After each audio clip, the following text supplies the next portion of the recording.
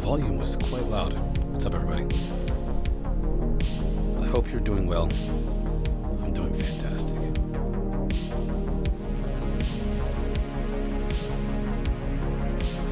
I'm doing absolutely fantastic. Now, I will tell you this. We are quite the niche. We are. Like we, as in me and you. But mostly me, because I'm the weirdo on the stream right now. But yes, we are quite niche. You know? We satisfy a very remote area of the internet.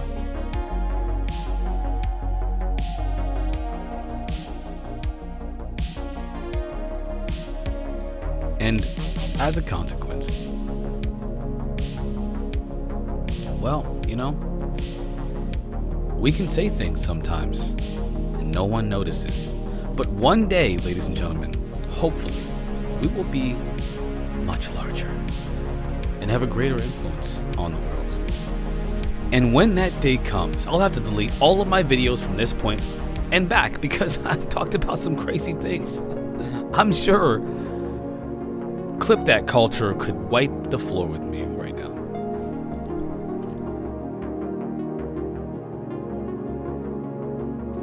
You're probably wondering, what's Clip That Culture? Well, Clip That Culture is when, you know, you're just, what's up, Alien Universe? Clip That Culture is when you're just chilling, having a good time with the fellas and ladies that you hang out with, and the demigods and the non-binary. You know, you're just chilling, just hanging out. You're talking about things, you're saying things. You're using generally like cultural language. What's up, the Armenian? You're just saying things, right? This is Clip That Culture will do this. The other day I said something about black people and white people. I lost some viewers because of that. And to them I say, thank you for leaving because you suck and can't have conversations about things that make you feel uncomfortable. I feel fantastic. Seriously. I have changed some things in my diet. I have changed some things with my vitamin intake. And I feel fantastic today. The Armenian. Thank you for asking.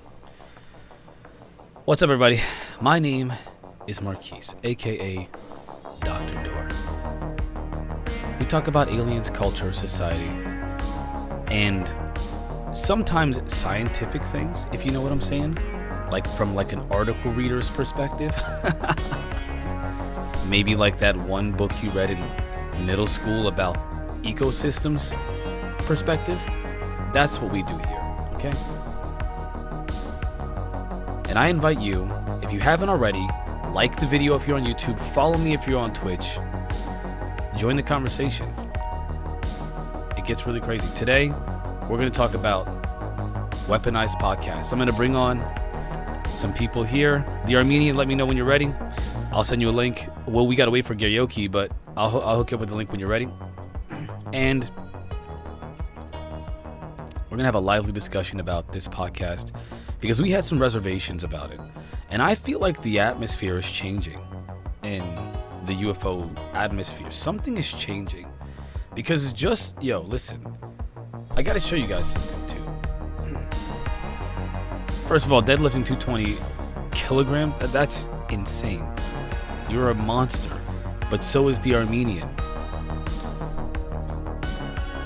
He's also a beast. He tries to hide it, but that dude is a freaking monster. Now today also, I decided we're going to do a Bethesda run because, you know, Starfield. So I'm going to be modding Fallout 4 without the DLC because I don't have it. Judge me.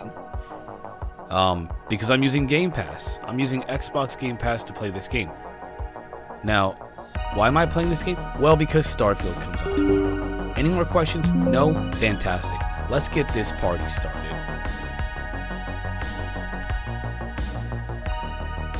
Glad we had that chat.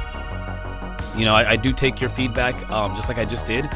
If you take, for example, the feedback that I just gave you, and how I asked you to give me advice on whether or not, that is how I take advice from you. So anytime you want to give me some intel, just hit me up in the chat and I will definitely listen, just like I did before. There you go. Chat, one day I will get a better camera. One day. One day I will. I will. Seriously, it's true. It is. And when I do, instead of using the default 720p camera that allegedly is 1080p, but it's not, then we'll have better angles, maybe even a green screen one day. I know, I'm wishful thinking, y'all.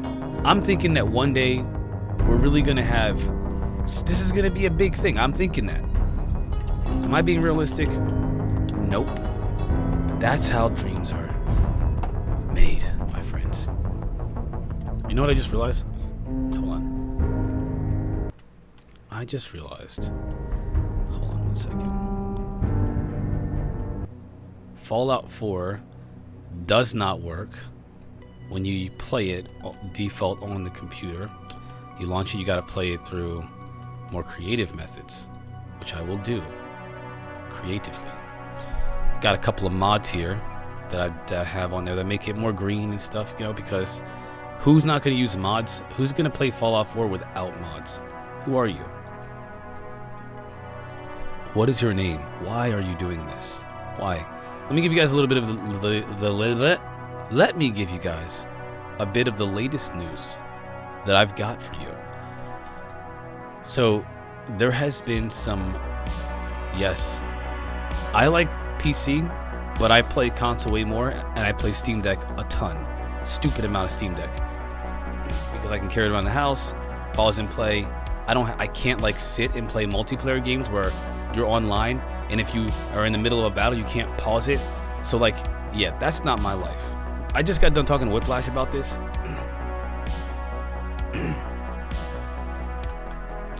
Yesterday, because Whiplash was like trying to get me to play this game, and I want to. It's a really cool game, but it's online.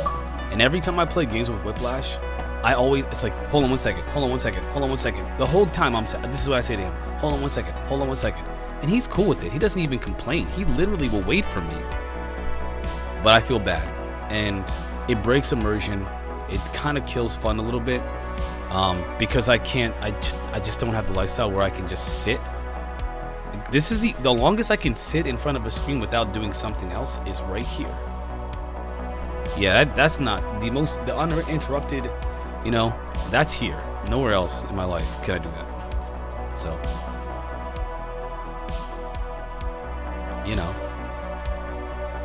there's always that. But yeah, let me tell you a little bit about the latest news. As soon as I get this screen up and running, because it's always giving me freaking problems. Let me go ahead and read this to you guys. So, there's a couple of UFO sightings in the U.S. That were cited by pilots. What's up, Karaoke?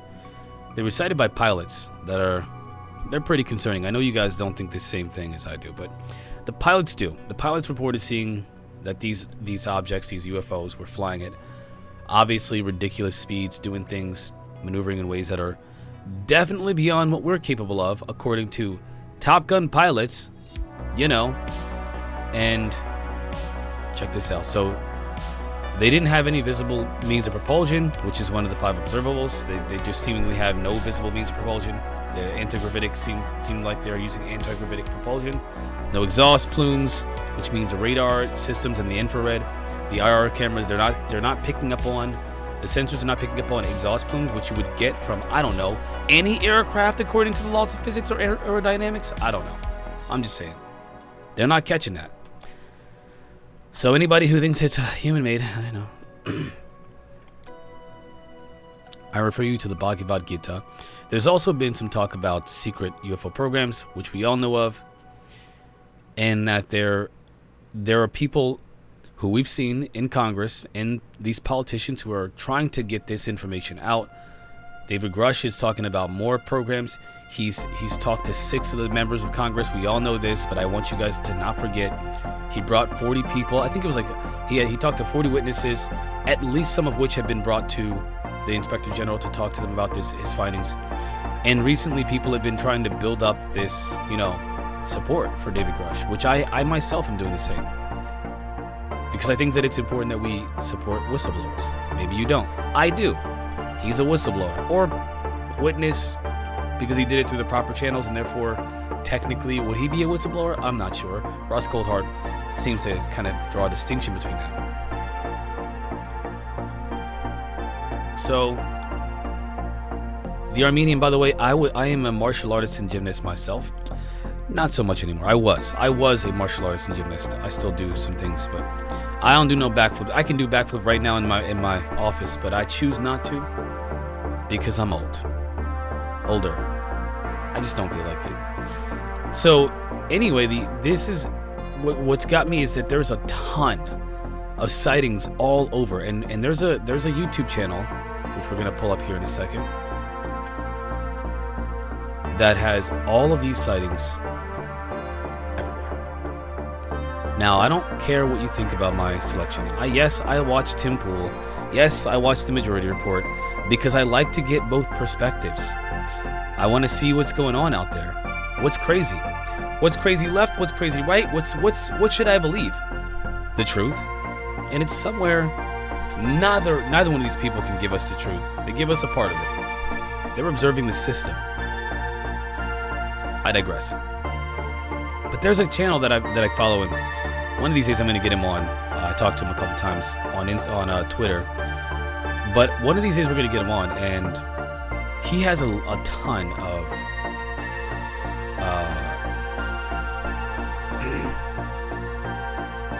sightings that he's posted over the last couple of days.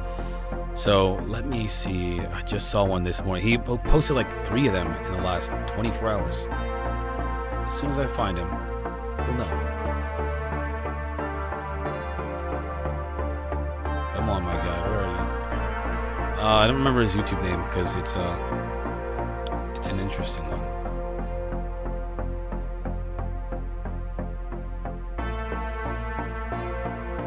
I also got 5 hours of sleep, but maybe 4 or 5. I don't know. I will admit it was my fault.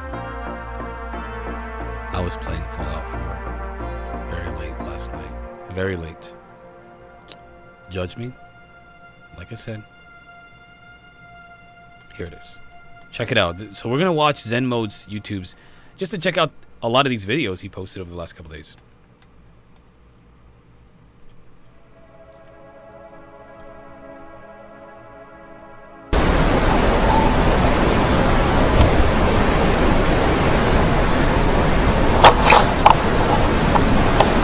Okay, this is an oldie. This is allegedly the TR-3B. Tom DeLonge was famously confirmed. Tom DeLonge famously confirmed that this is a genuine video of an actual aircraft. Paris, France, 2009. So he's posting a bunch of them. I didn't even check this. I didn't read I didn't even watch the videos. I just saw a bunch of them being posted over the last couple of days. So I was like, we gotta watch this one live. We're watching this together for the first time. I think this is legit.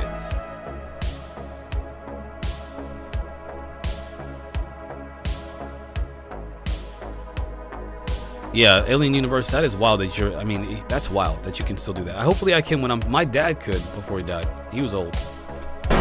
Old as dirt. He wasn't that old. He was probably older than me before he died.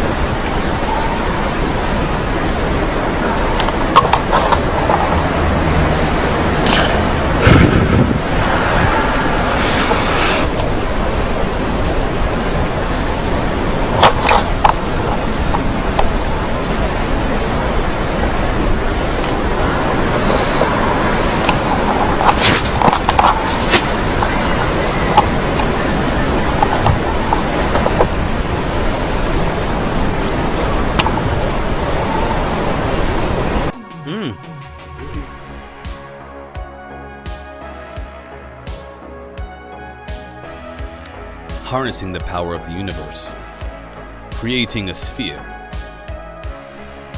from his center chakra, I bet that Goku is in that right now, meditating in the Indian position, Indian style. He's meditating right now, and he created that. What's poppin', Jordy? What's up? We out here talking about aliens. We about to play some Fallout 4 after we talk about aliens because we're getting ready for Starfield. Jordy, welcome to the chat, Jordy. So check it out, TR3B. It looks like it has wings of some sort. Yes, it does. You know what's funny? I just saw a video of a craft from the debrief, just like, except it didn't do well, it didn't perform this way. No. Starfield should drop tomorrow, Bryson. Starfield will be here tomorrow for me. I got early access, my guy. We're playing early. We're playing early, my guy. Jordy, bingo. That is an ARV. That is an ARV right there. Alien reproduction video. Alien reproduction vehicle. That is what that is. That is an ARV. You're correct. According to Tom DeLonge, that is the TR3B, an alien reproduction vehicle being tested. The crazy thing about that is, it obviously does some crazy stuff. Straight out of Lockheed, Skunkworks, whatever. It's out of one of those aerospace, contractor people. The crazy thing is, we gotta go to Zenmo's YouTube channel because I don't know what's going on with YouTube right now, but it's being stupid McNoopid. Okay, we're gonna check out some other. He has a couple other videos he posted recently. I'm having some really weird internet issues. I don't know what's going on with that.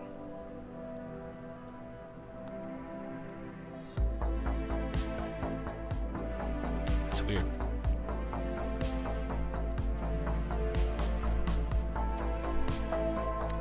I haven't had internet. I haven't had internet issues. Oh my gosh. I don't know what's going on today. I haven't had internet issues. I haven't had internet issues for quite some time. I have no idea what's going on, guys. It could be the 4 hours of sleep. I don't know. It could be.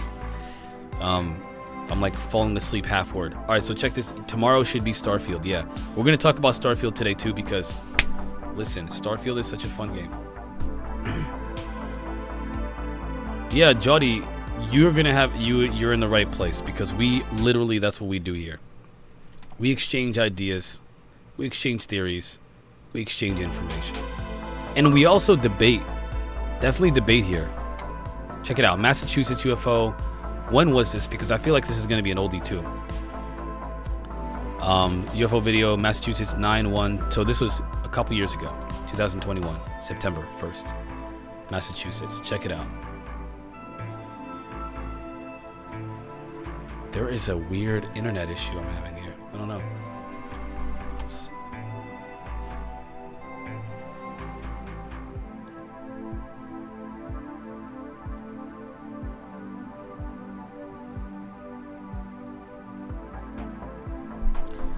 Okay, that looks like a triangle, and at the tip of the triangle looks like a balloon. I'm not gonna lie. Look. Or a circle or something, like a circular shaped craft. I don't know, but that is not. I don't know what that is. To be honest. I can't. It needs to give the 5 observable. I'm trying here today. The 5 observables. It needs to display the 5 observables: instantaneous acceleration, hypersonic velocity, anti-gravitic propulsion, low observability,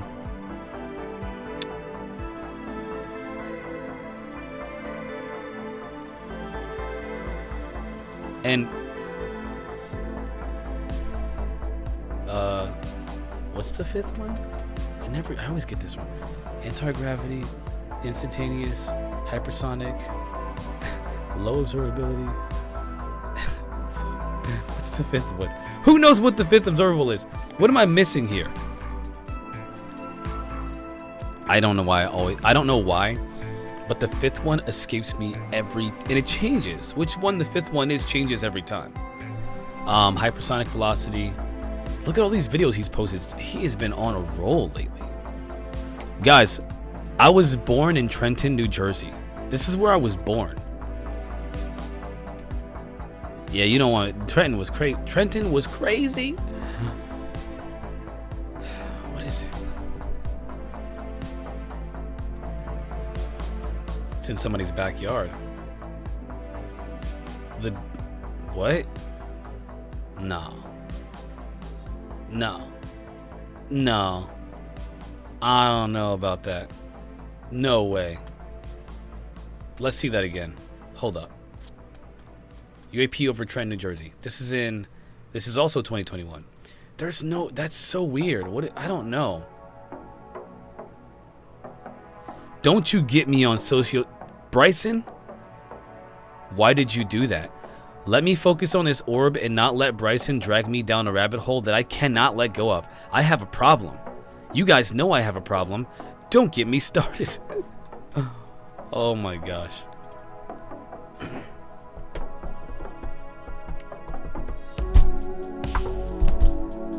What's up, Midwest Night Watcher? We out here looking at alien UFO sightings. Listen, I don't know about this one. I gotta be honest with you. I've watched it 3 times. I can't give any analysis on a viewing. I need data on this, right? So like, thank you, Bryson. I appreciate the promotion. Speaking of which, you know, this is...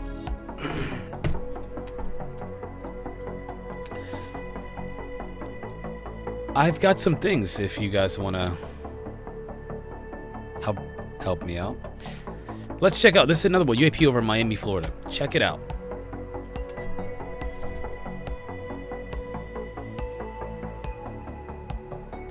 Over Miami, Florida. Let's see what I've never seen it. We're watching these for the first time right now. Have I heard of the Y-Files, Jody? My guy or gal? Guy? What are you? Guy. My guy, listen. My guy, listen to me, Jody. I have been watching the Y-Files for like 5 months now, and it is so good. The last one that I saw was about the Lemurians. I was educated to the 10th degree. That was such a great. I wish I could do videos like him. Honestly, I would prefer to do those every day, and then have these conversations afterwards. But that's a lot of work. Yeah, it's a lot of work to, like, these shows are, I mean, I'm taking 4 hours out of my day, but like, in terms of working hard, this is more of a natural thing for me. This is what I naturally do anyway. I'm just adding the conversation to what I do every day anyway. Only, I do a lot more. I do a lot more than this, just a lot more. I obsess over this stuff. But like, I really want to do some like Y-Files type content. I really desperately want to do Y-Files type content. Jody, thank you for the follow. I appreciate that. Welcome to the family. You'll love it here, trust me. You'll love telling me I'm wrong. I don't know what your perspective is, but everybody here loves telling me that I'm wrong. They too. They sure do. And I like it too. Let's see what's going on in Miami, Florida. Come on. 3 hours later.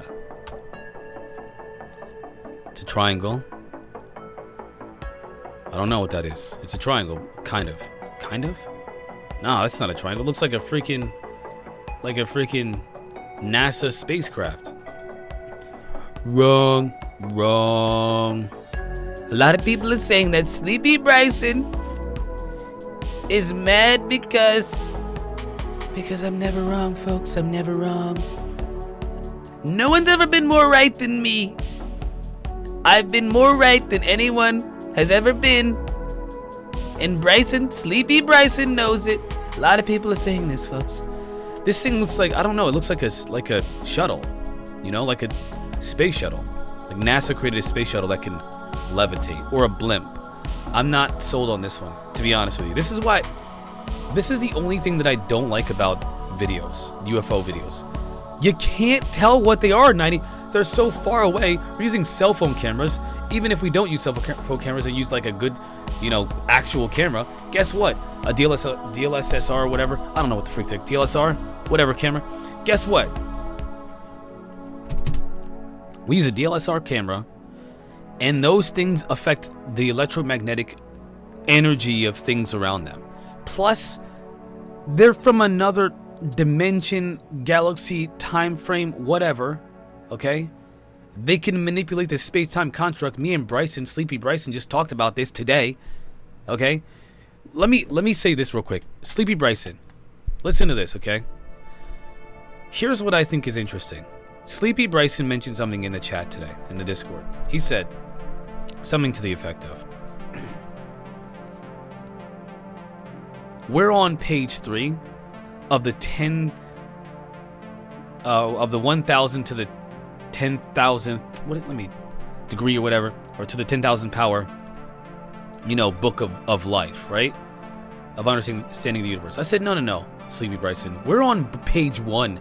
We can't figure out what these words even mean. And yet we're cocky enough to say, we got it all figured out.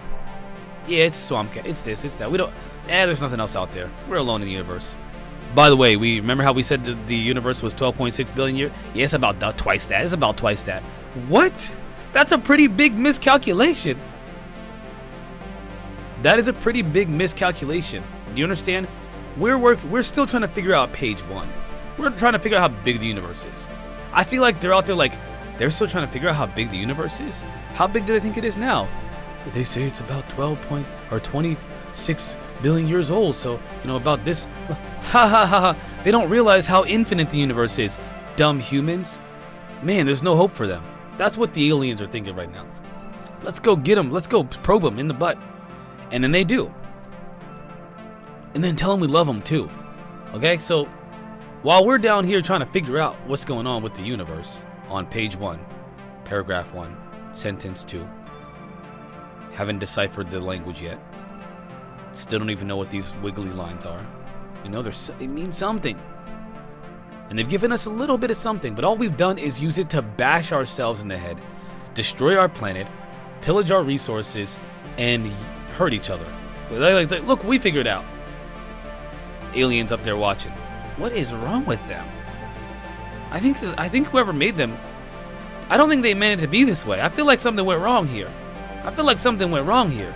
They're looking at us, wondering what went wrong. Well, there are a couple of theories on that one. Either way, I digress. They're not just calculating trajectories, okay? They're not just calculating trajectories. Sleepy Bryson said something to the effect of, we're gonna get Sleepy Bryson on live to tell his sleepy theories, folks. He said, the math is just complex. No. The math of walking is complex. There's mathematics behind walking. The chemical reactions and muscular, contractions and so forth. The fluid movements. We just do it though. We don't calculate our movements. We don't try to calculate the proper blood flow in the proper direction to the proper time every second of every breath. We don't do that. There's an autonomic system, an autonomic nervous system, an automatic system in our body and our brain that just does it. And we're sitting here walking and talking and doing the things, you know what I'm saying? Gymnasts in the chat. How the heck are we doing that? The math behind that is just bizarre. And yet we're doing it. Aliens, we think they're calculating their trajectories. Like, oh man, they have to be so smart and so advanced because look, they can fly, they can do this instantaneous, and they can fly and control our minds. What if they're just doing it? What if that's just how they are? Like, what if the first thing they created wasn't the wheel, it was a spacecraft? You see what I'm saying? What if on their planet they just were like, hey, look, there's floating rocks over there, let's go get one. They got one, they shaped it into a little craft, and they're like, wow, we can float in these things if we just think about where to go. Come to find out, they're linked to that, and they just float around and, oh, cool. And that was the first thing they ever created. The first one of their evolutionary, whatever. That's what they created. We're sitting here like, wow, they calculated it. They're sitting there just doing it. They're just doing it. Then they fly around all over the, like, look, we can travel to planets. They're just all over the, look, cool. Whoa, we can actually teleport, and they just freaking teleporting, going to other dimensions, time traveling. They're just doing it, and we're like, wow, Look at how they calculated they're able to calculate the manipulation of space-time construct.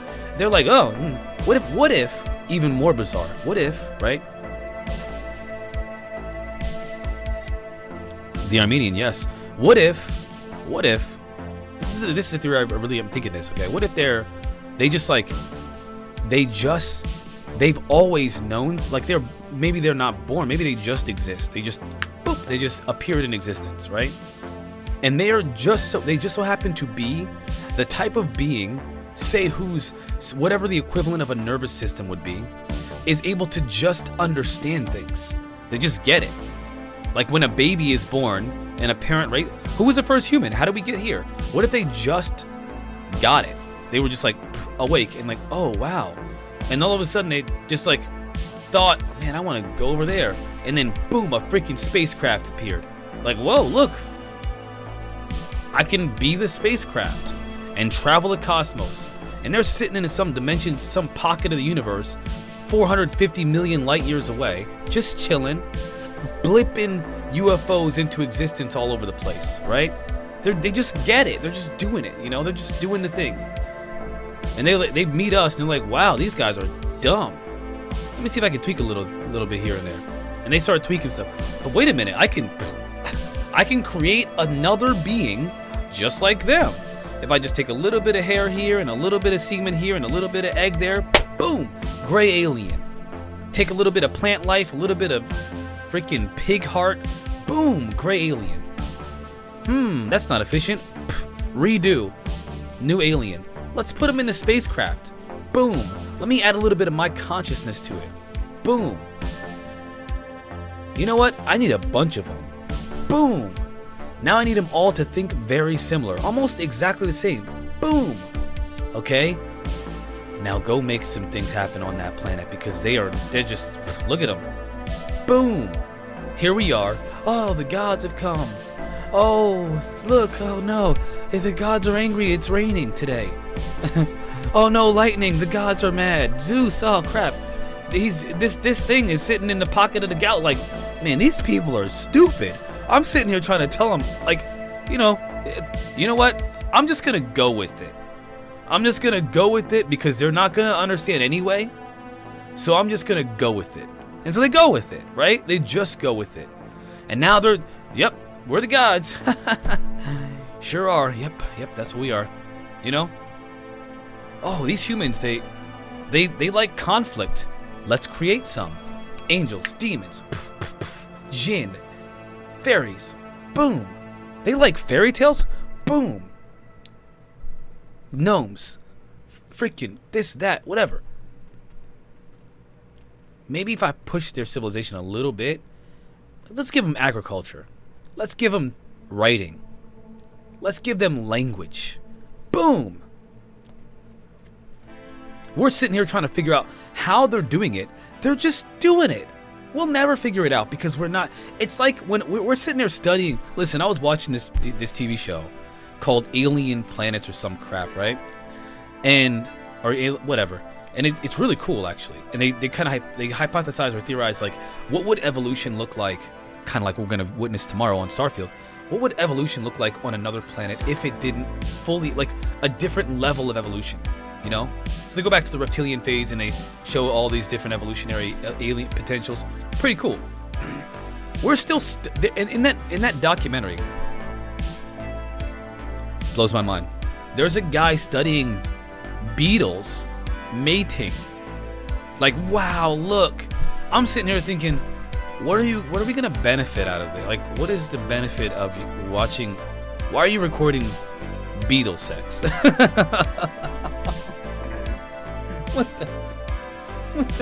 What's happening? What is this? He's getting paid to record beetle, and he's like, oh, and he's sitting there spraying hormones. He's literally Viagraing the beetles up, making it, setting the mood, the lighting. He got the Netflix on for it because he's trying to make it happen. You know what I'm saying? He got the lotion. He got all them things ready for these two beetles to get busy. I don't even know why. I don't really understand. I honestly don't know why. He's just doing it for the sake of doing it. All right? We're trying to figure that out.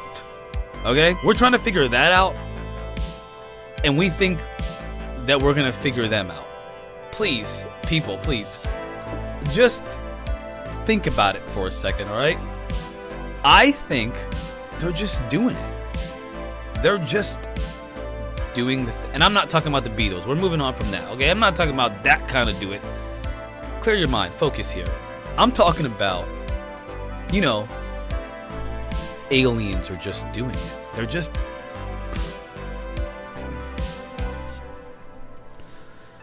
These humans like to believe in gods. Give them gods. They think we're from Venus? Okay. Tell them we're from Venus. They think we're from Mars? Okay. Tell them we're from Mars. You know, like, they're just... I know I'm belaboring the point, but, like, it needs to sink in that whatever we think we're going to figure out about them, you need to get that out of your mind. We're not going to figure them out. We're still studying Beetle sex, okay? We're not going to figure them out. And by the way, that's out in the open. Like, anybody can, you want to join the Beetle sex community? Go for it. There's a community for that. I'm sure there's a Twitch channel where people are just, you know, doing that. I'm sure there is. Definitely a YouTube channel for it. People raising ant colonies and stuff. Just... Marquise, you see... No. My point is this, okay? My point is the fact that the idea that anybody thinks we're gonna figure them out when, you know, there's like entire research institutes devoted to, with millions of dollars of investment, devoted to, like, understanding how moss grows in one location of the world. Like, not all of them, because we can't, this is too big. One location. We spend billions of dollars to shoot rockets into space with fire out the back. Okay, we spend billions of dollars doing this, while they're just, like, blipping in and out of existence, multiplying, turning into alien grays, and then turning back into orbs, and then merging, turning into craft, and then taking off in outer space, turning people into freaking stone. Okay, that's what they're doing, and we're, you know, we're not gonna figure it out, guys. We're not going to. And I don't think, if you think about it, I don't think they're calculating anything. I think they're just doing it.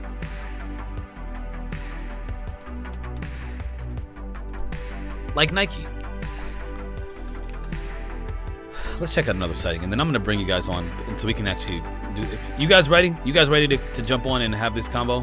Armenian, Bryson. We got karaoke, right? We got karaoke yet? We know Gary. Yeah, we got karaoke. You guys ready to do this? You guys wanted me to do this freaking video with Jeremy Corbels. So, all right.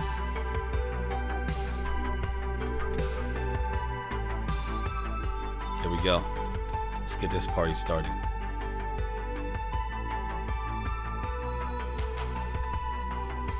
Now that I've exhaustively expressed my frustration with the idea that we're gonna figure aliens out. Jeez.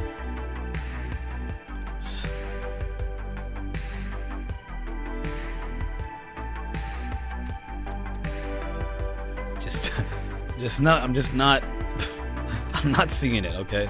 I do believe in humanity. Like, we can help each other and build stuff and, like, fix things. But, like, I don't see a society of teleportation people and freaking intergalactic travelers. Not really. You know, like, not on a real level. Like, they're flying to, like, the moon and being like, we can't go back there. We lost all the tapes. Oops. Sorry. Meanwhile, India, their people are starving. They living living on the streets, eating dirt, water, soup with rocks as flavoring, with some bark maybe, and then they're flying spaceships and they're landing spaceships on the moon. What is happening? Sorry. What's up, the Armenian? I'm done. What's going on? How are you? Yeah, I mean, I can't even get past the first boss in Armored Core 6 and trying to figure out. That sucks. Yeah. No, I got past it this morning. But yeah, I totally hear what you're saying. I totally hear what you're saying. Well, real quick, they actually said that game is like. I just heard Linus talk about how difficult that game was this morning. Yeah, it's pretty damn difficult. It's almost like one of those Souls-like games, like Elden Ring or something. But yeah, I love it. I'm playing it, and I got past the first thing, and yeah, I'm going at it. You were talking about. We're talking about what was it? Consciousness and things like that, and a lot of these. We rely a lot on tech, right? And we're doing a lot with tech. But I also believe that we also need a way to study our consciousness in a way that is in a way that's way more restrictive way than it is now. And we don't do that. Like techniques like remote viewing, things like that. These things are like, I know these are very controversial topics, but we need to expand the limits of our consciousness as well. To go with the tech, I believe. This is going to be a great conversation. The funny thing is, I know I don't talk about it much because, I think people misinterpret what those things even mean. But honestly, I think the only link to to figuring out this thing is through consciousness. If you think about what's being alleged by some people within the field, the beings are literally designed to operate the craft. Like they're linked. They're literally interconnected and linked. The reason why we can't figure out how to fly them is because we're not them. They're biologically designed to do that. The Reddit poster who mentioned the biology of these beings, who's alleged and who, by the way, was parroted by Gary Nolan. Again, I have to qualify that, which means there are other microbiologists who say this is legit. Like, what the freak? He's allegedly a whistleblower. He said that that's what they are. They're biological organisms. They're created, which is kind of what part of my theory now. I've added that to my paradigm. So when I talk about the phenomena and I talk about the grays, I talk about them as a created organism versus an actually birthed one like we are. Somebody created those things, like atomically, not like oh, they mixed, they just like, I don't know, had made a pig and a donkey have a baby. They made it like from the genetic code and everything.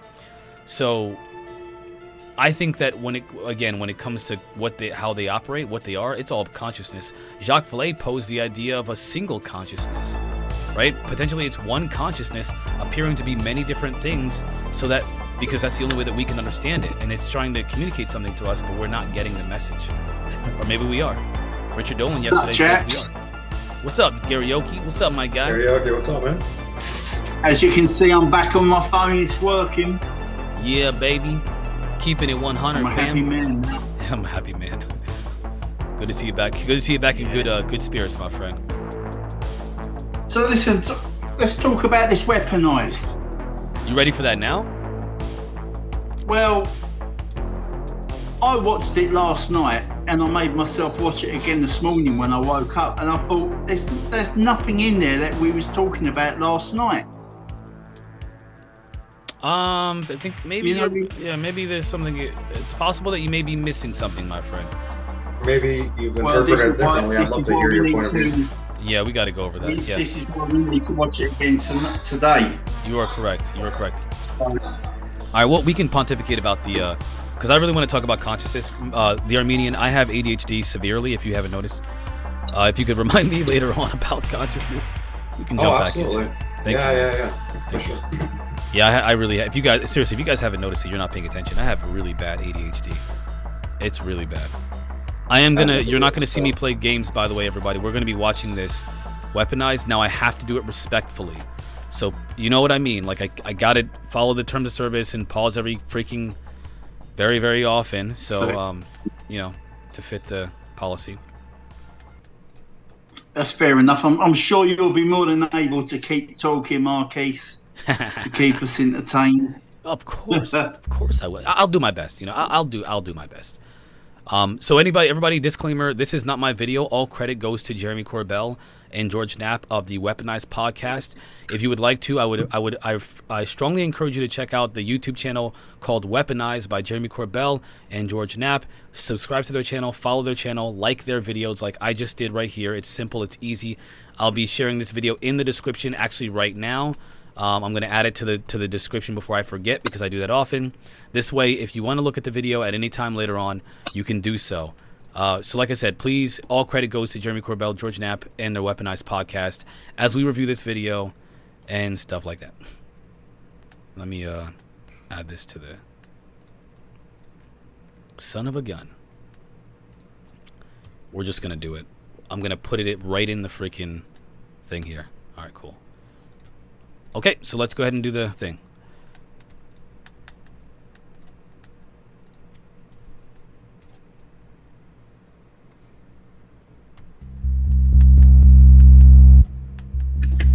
I'm John Lear. Today is my birthday. I'm 71 years old. Back on my phone now, ain't I? And everything you think you know is an immaculate deception. Flying saucers, flying discs that are out there of extraterrestrial origin. John Lear, son of the famed aviation pioneer and a world-class pilot in his own right.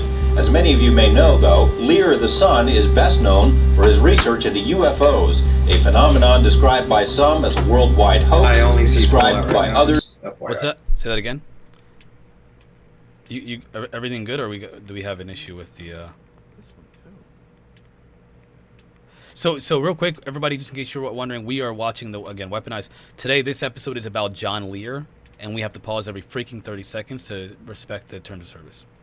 As the most important issue of our time. I was approached by a government theoretical physicist employed by the government who works on the saucers up at Groom Lake. He has seen the aliens. Where is it? He is tired of the cover-up. The problem... Wait, you can't see it? Is that really what's happening right now? Hold on, I have to fix that, because I thought the gameplay was... Hold on, I'll fix that. No. Thank you for telling me I can't always see the right away. There's a delay. How about now? Chat, you can see that, chat? It says click or tap here to continue playing. It's like It's not only just the fact it's loading that there or are five here we go. as many as 10 different civilizations visiting us. Okay, so real quick, let's rewind that. Yeah, John Lear just said there's 5 or 10 civilizations. Come on. Cover up. The problem is not only just the fact that there are 5 and as many as 10 different civilizations visiting us. Okay, real quick, that is a pretty big leap. 5 to 10? I mean, that's a pretty big gap between knowing how many civilizations. I don't know about anyone else, but I can't hear any audio at all. Does anybody chat? Do you guys hear the audio? I hear the audio. Okay. Garioki, it's definitely something on your side, my friend. Check it out. Yeah. I'll wait for you to. I don't know how are you guys listening to it on Zoom? How are you listening to it? Like, how are you listening to it on your phones or? I'm on a PC. Yeah, I'm on my phone. I might have to click out of Zoom to watch it. So I'll just keep quiet and listen to your delightful commentary. Oh, I probably could do it on Discord, but I don't know how it would be really awkward if I do it on. I could do it on Discord if you guys want to try that, but it would be awkward. Let's just keep going for now. What do you mean play on Discord? Well, you could listen in on Discord. It would be easier probably for you if you listen on Discord, but you wouldn't be able to see yourself. It would just be audio. Let me know if you want to do that. Oh, I don't know. I'm kind of missing being on. Now I've got my phone back. I'm kind of missing being on my laptop. It's crazy. Go for it, man. All right, we'll continue. So John Lear claims that there are 5 to 10 different alien civilizations. You'll know why I kind of scoffed. I apologize. I respect John Lear. I think he did a great service to come out and talk about this phenomena. But let's see what we had an issue with yesterday. Apparently, and this is from the research that I've done, at least 90% of them are hostile. Okay, he claims that 90% of these beings are hostile. All right, so again, this is aligned with Jeremy Corbell. This is kind of, I don't know if he believes 90%, but there is this idea of what people are. I want to say they're mischaracterizing the term threat to mean like hostile, whereas threat could mean bees are a threat if they're in your backyard. Sharks are a threat if you're in there, if you're bleeding in the water, right? You know what I'm saying? Like that is what they mean by threat. They could be hostile, but they haven't necessarily displayed that in public yet. But there's a reason why he's saying that. Real quick, I just got to say there is a reason why he says that, and we'll get to that. Spending time with him, I just wanted to get to know him and try to suss out what is true, what is not true. Really, is any of this Bob Lazar madness, is any of that true? That's something I wanted to know. All I can tell you is that when you find out the truth, a month from now, a year from now, 2 years from now, you'll look back and you'll say, my God, the son of a gun was right. Secrets, cover-ups, and strange phenomena. UFOs and ideas that challenge reality itself. All these mysteries, all this time. Are we ever going to get to the bottom of these? My name is George. Hey, Bryson, that sounds like my ex who used to say, never mind.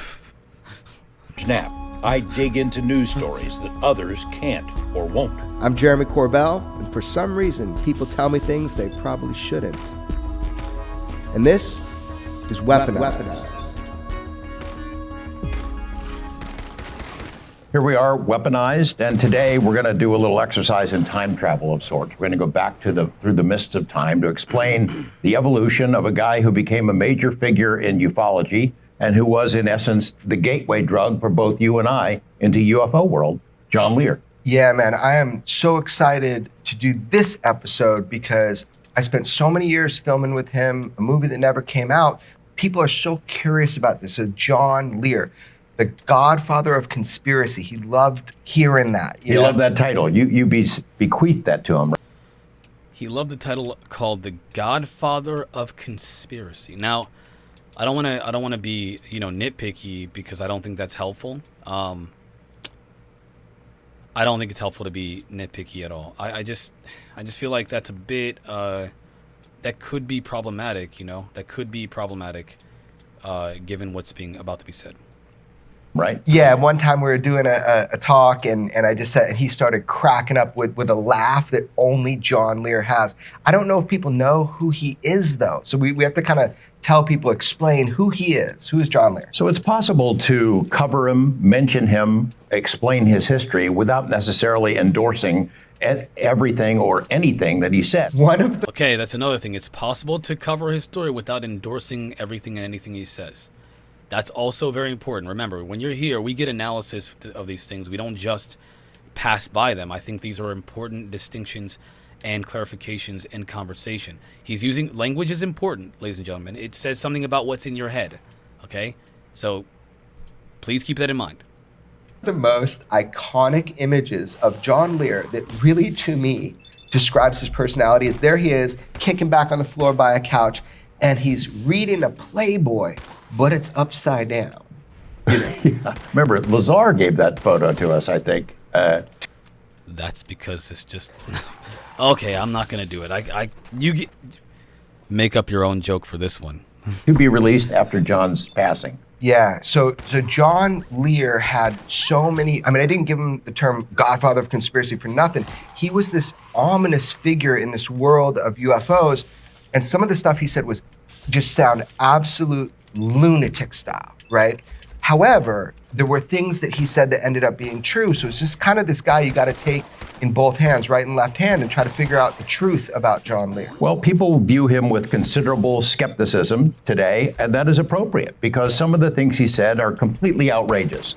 And as we learned over the years, sometimes he would make claims that seemed to be designed to provoke a reaction as opposed to making a cogent argument.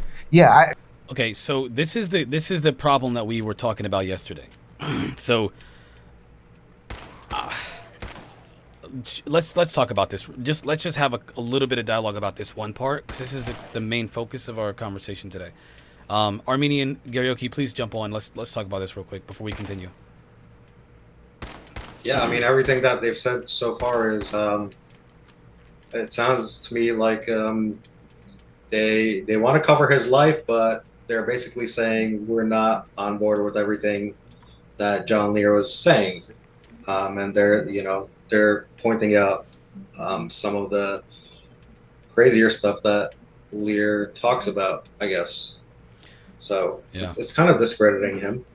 I would say it casts at least a shadow of doubt, and a pretty strong one.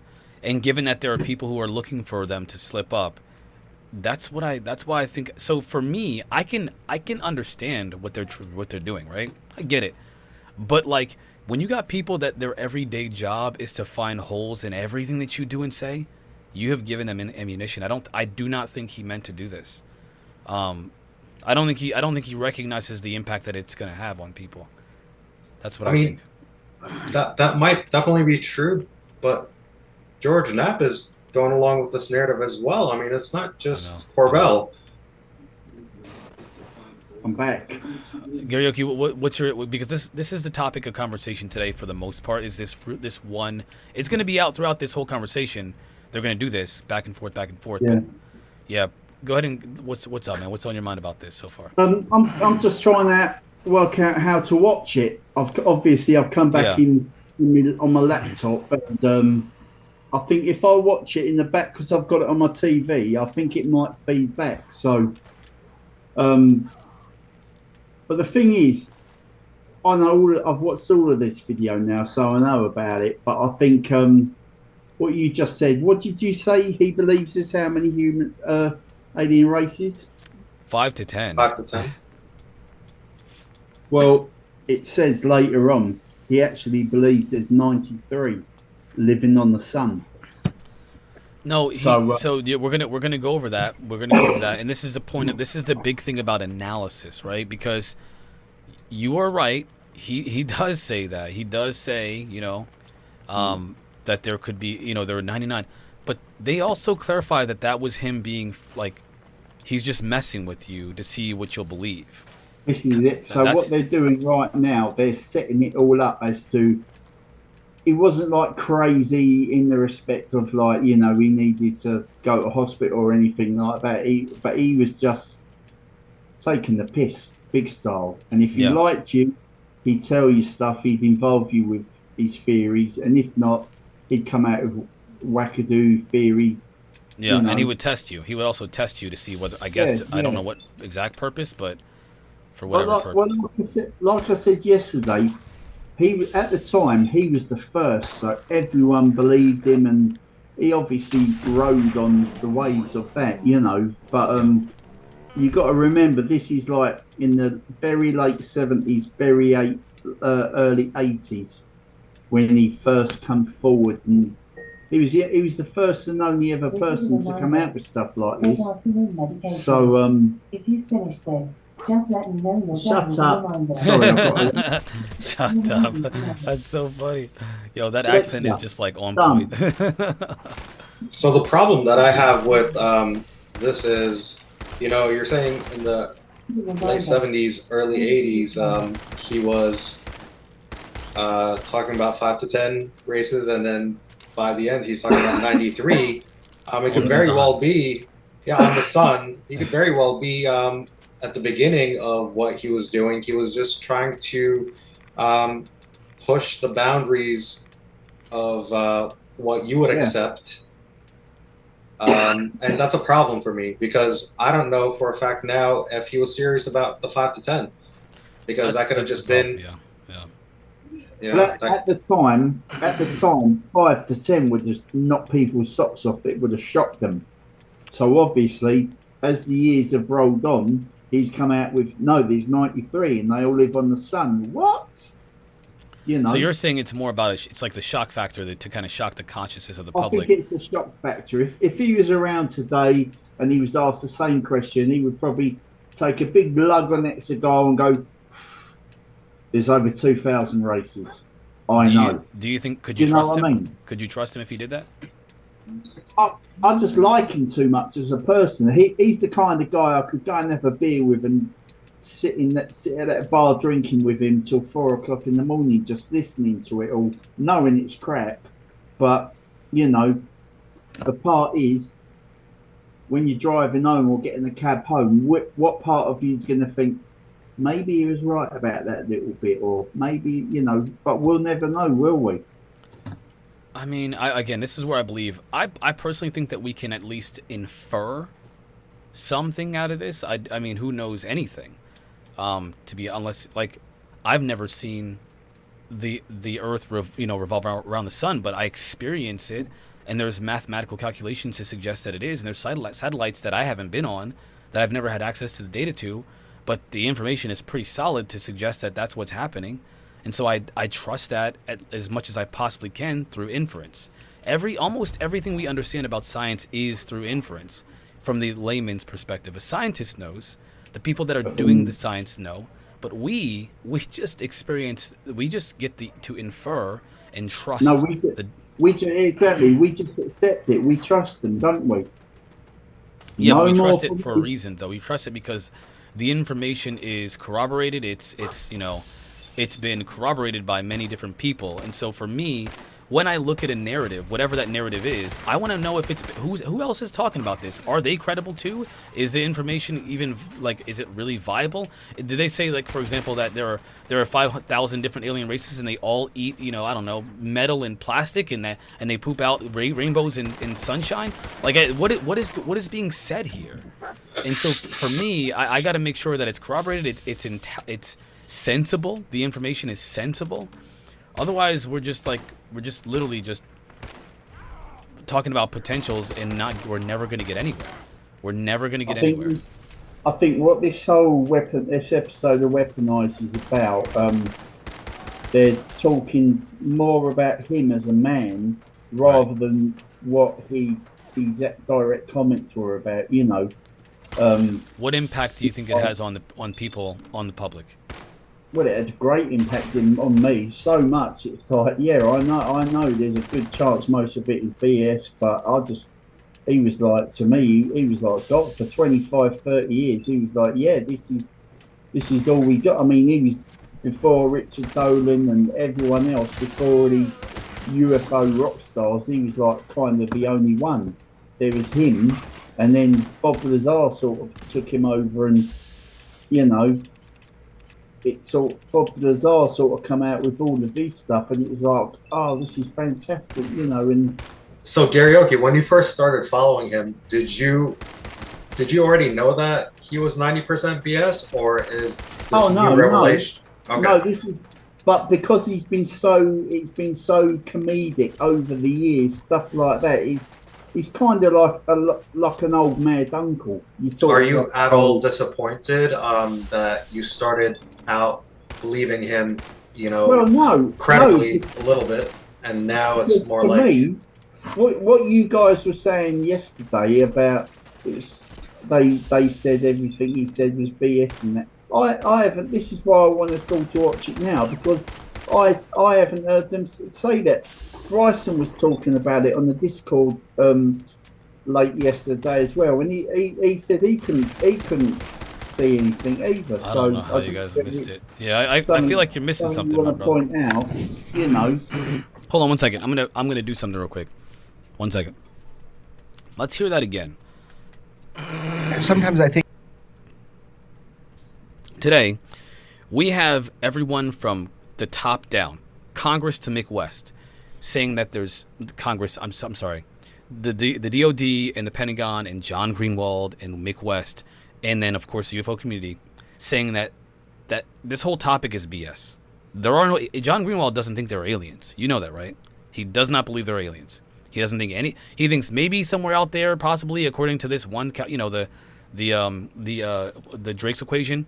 There's gotta be, but like what we're dealing with, he does not believe it's alien. He doesn't. He said it many times. He thinks it's all BS. He thinks everybody on here, Jeremy Corbell, David Grush, everybody that's ever talked in history, they're all liars. They're not telling the truth. They're being misinformed. They're used as disinformation agent. He said this himself, okay? Now, that's influence. That guy has influence. So does Mick West. They're influencing the consciousness of the public and the UFO community who don't believe anything unless they see it with their own eyes, okay? Do you think that it would be hurtful to this topic in the public view, the people who are trying to get on this topic, for people that are seen in Congress behind David Grush I'm with David Grush. Oh yeah, we talked to him. We're the ones who got it. Oh, we're us. By the way, we like this liar who made stuff up all the time about 50 alien races. Do you think that's not damaging to the imagery, to the like the? It's just gonna be it's always gonna be just a couple guys talking about UFOs forever, if stuff like this gets, put in the spotlight. But he's not a liar. I want you to show me where. Let's do it again. Let's play it again. Trying to provoke a reaction. We're gonna play this again so you can hear it. Okay. Let me know when you're ready, and I just want to play this one more time because I think you missed it, and we're gonna go back to the conversation. John. Well, people view him with considerable. Start waving your hands when I'm going to put myself on mute, so I can watch it on my TV. His accent is Start awesome. waving your hands when you want me to talk. I'm not waving my. What are you talking about? Were things that he said that ended up being true. So it's just kind of this guy you got to take in both hands, right and left hand, and try to figure out the truth about John Lear. Well, people view him with considerable skepticism. All right. Just let's play that one more time, okay? So everybody, please listen up. This is what he says. Absolute lunatic style, right? However, there were things that he said that ended up being true. So it's just kind of this guy you got to take in both hands, right and left hand, and try to figure out the truth about John Lear. Well, people view him with considerable skepticism today, and that is appropriate because some of the things he said are completely outrageous. I mean, and as we learned over the years, sometimes he would make claims that seemed to be designed to provoke a reaction as opposed to making a cogent argument. Yeah. Okay, let's do this. Let's do this. Yeah, I feel like that's a pretty explicit depiction of John Lear.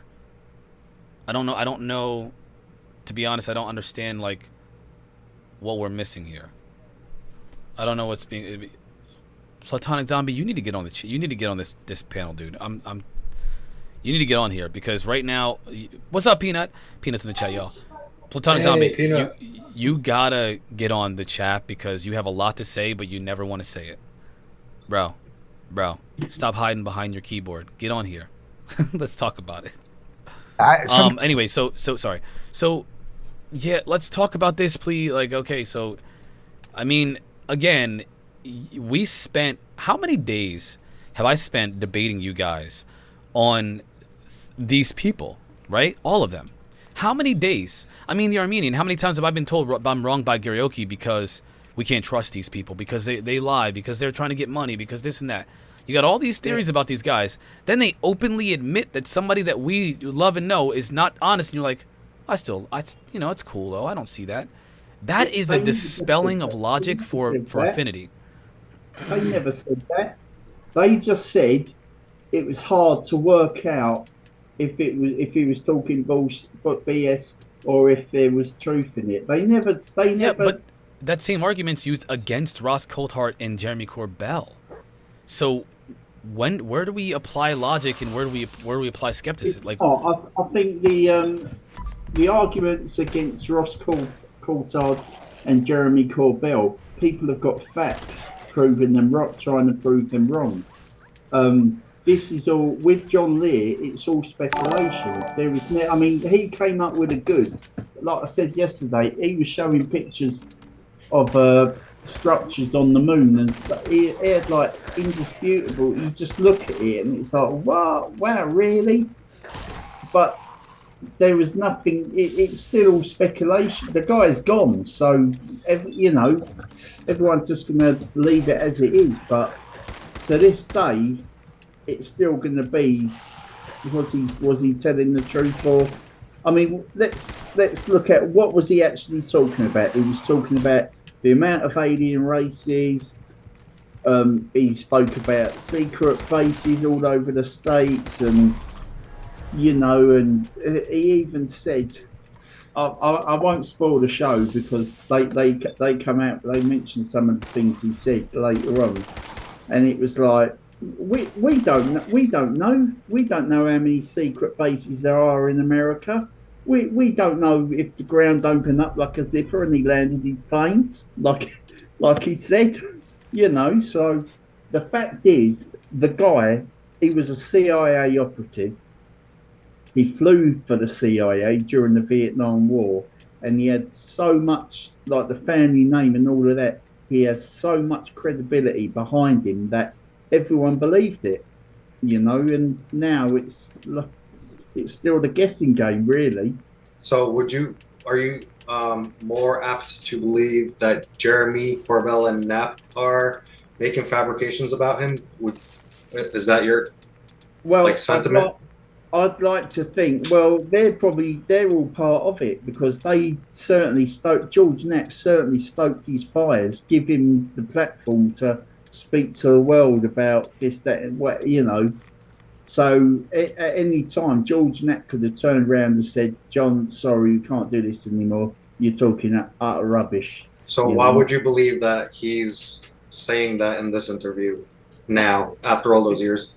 Because after all them years, there's been other people that have looked at the same similar things he has, and they've come up with proof themselves. Certainly about like struck bases on the moon, stuff like that, blah blah blah. And to be honest, like I say, back in the day, John Lear was running the originals. When I very first got into this subject, I was listening to him and going starry-eyed, looking up at the moon, and but now it's just like, well, he's gone. Was he embellishing the truth or not? We don't know. They just said he was. No, they didn't. They said Jeremy Corbell just said, we don't know if he was telling. Well, that's parsing, man. You're parsing, because he did say, and I'm again, we do this, we do this. What's that mean? Parsing. You're like picking it apart, but in a very interesting way, because what he said was that John Lear would say stuff as if he's provoking people, to react, and that sometimes he'd say some outlandish things, but some things we just don't know. Right? Some things he said came true, but some things we just don't know. What you're doing is you're taking that one thing and you're dispelling all other things that he said to kind of fit what you want to believe about him. That's what I mean by parsing. You're separating, those things to things apart. Which you could do that, by the way, if you're trying to, I don't know, like if you're trying to make sense of something, but you need to dispel the BS. But what you can't do is when somebody is telling you about, like, the character of a person that they know, you can't dispel their half their argument because you don't like it versus the other half that you do like. I don't think there are 80 civilizations living on Mars or the sun. I think he was full of it, because that's insane. How do you know there are 90 or 80 civilizations? How can anything exist on a star like the sun? I mean, it just doesn't make any sense at all. There's nothing in reality that even says that that's the case. And if there is, where's the proof? There's never been that echoed in ufology ever. He just literally made it up, told somebody, and that's not cool, because what you're doing is you're sowing doubt. It's literally. Oh, listen, that is probably one thing he mentioned out of about 20, 25 different things. A big thing of his was supporting Bob Lazar and proving everything he said was true. And they went out there and they, but that's what I mean. So half of it, I'll say, probably is true. Half of it, just take it with a pinch of salt and laugh at it like, it's meant to be. I mean, it will show you later on. He was just an old eccentric guy. He had he's Lair, the John Lear Lair, the command centre, whatever, and you just see it all. And other than dressing up in the Star Trek costume every time he was on camera, it's like, he was that kind of kooky, crazy guy. I think I kind of get what Gary Oakey's saying, from what I'm gathering, is that his view of him is more of a, like you said, he's an eccentric guy that that told the truth sometimes. But the opposition to that, I mean, not the opposition, but the opposite side of that is kind of the counter. Is a lot of people took what he said as gospel truth in a lot of when it comes to ufology stuff. So it kind of, to those people in particular, it definitely reaps. It I don't know. It plants the seeds of doubt, in my opinion, to the people that took his word like very, very seriously. Would you agree with that? I mean, if Jeremy Corbell, so do you like Jeremy Corbell and George Knapp and Russ Coldhart? Because some things they say a lot of things they say are true. Actually, they get buried. They're literally parroted in the halls of Congress now. The reason why we're talking about this in the public is because of those guys. But what I'm saying is that John Lear was the first. If he was around now, I'm sure there'd be people disproving him, coming up with facts and that, just how they are with Jeremy Corbell and Russ Coulthard. But the guy's gone. He was like the first, and so it's more comedic. It's like he wasn't. I don't know. I don't think he was up to what the modern people are up to at the moment. You know, there wasn't even the word grifter when he was in his prime. So. All right. Well, I mean, hey, listen, man. This is why I think it's important to hear this. I didn't even know that this was a thing. To be honest with you, I thought that this is what everybody, even you, I did not expect to hear you actually say that you know that you're okay with somebody who's essentially disseminating disinformation. Yeah, but we don't know, do we? We don't know what if another 15, 20 years something's found out and somebody goes, hang on, didn't John Lear mention this like 50 years ago? Well, we don't know, do we? We won't know that until if that ever comes. But what we do know is that he was full of he said some outlandish things that were for the explicit purpose of like messing with people, according to people that know him. Like if my friends told you guys that I was like, you know, behind the scenes, I'm sitting here clapping cheeks with all the aliens in every galaxy. Be like, all this time, he said that we should be worried about aliens. He's been getting his cheeks clapped on purpose. All right, if you find out that I'm running CE5 events for $5,000 a pop while I'm sitting here on this stream begging for $1, speaking of which, donate to my GoFundMe, y'all. Then you'd be like, what? This whole time I thought he was just on it, you know, like that would be a little concern, you know. I feel like that'd be a little concerning. I agree with that. I agree with that. You know what I'm saying? Like, how would you feel about me, man? I wrote 16 books, and the aliens love you, and the aliens want to help you, and they're your space brothers and star seeds, and don't listen to the grifters. The aliens are here for you. If I did that the whole time I'm doing what I do here, you would feel like this guy's not only is he full of it, but he's messing with me. I mean, you like me. I like you guys. We have a great time here. But I wouldn't want you to. If you trust me, then it's like whenever you know. Never. I don't want to say that because I get that's too edgy. Yeah, I'm gonna have to say I gotta say, man. I feel like they gave ammunition to Mick West. They gave ammunition to the Black Vault, you know, guy. I can't remember his name. I can't think of his name at the moment. They gave them ammunition against the truth, against disclosure. Because what we're trying to do is get the world behind it, not like make people not believe it and think that everybody's a liar and all the people in ufology just make stuff up just to mess with them. That is how you literally like take us back another 100 years. Or 50 when it was just a joke. It's all a joke now. Again, it's all a joke. It's all funny. We just playing around, guys. It's okay. There's 37 Zeta Reticulan races and they, you know. I'm just kidding. By the way, there's aliens on the moon. One of those things is true. You figure it out. Like, that's not cool, man. I can't jive with that, my brother. I can't. Well, just let's like watch it all and see what people at the end of it. See what people in the chat say. Yeah, see chat. whether they agree with me or you. Hit us up, chat. Go, yeah, the guy was funny. It's all taken tongue in cheek. Or they're going to go, no, the guy's an absolute bastard. He should have been killed, blah, blah, Whoa. What the freak? No. That is an escalation. What the fuck? I would never want anybody to get killed. Like, what? What I mean is he should have been killed off as a researcher. I'm not. Everyone just said, no, you're talking That's just the term. That's some Jordan Peterson type twist. They told me that I can't tell people to kill themselves, and now they want to kill me too. Wait a minute. I think they just want you to stop telling people to kill themselves.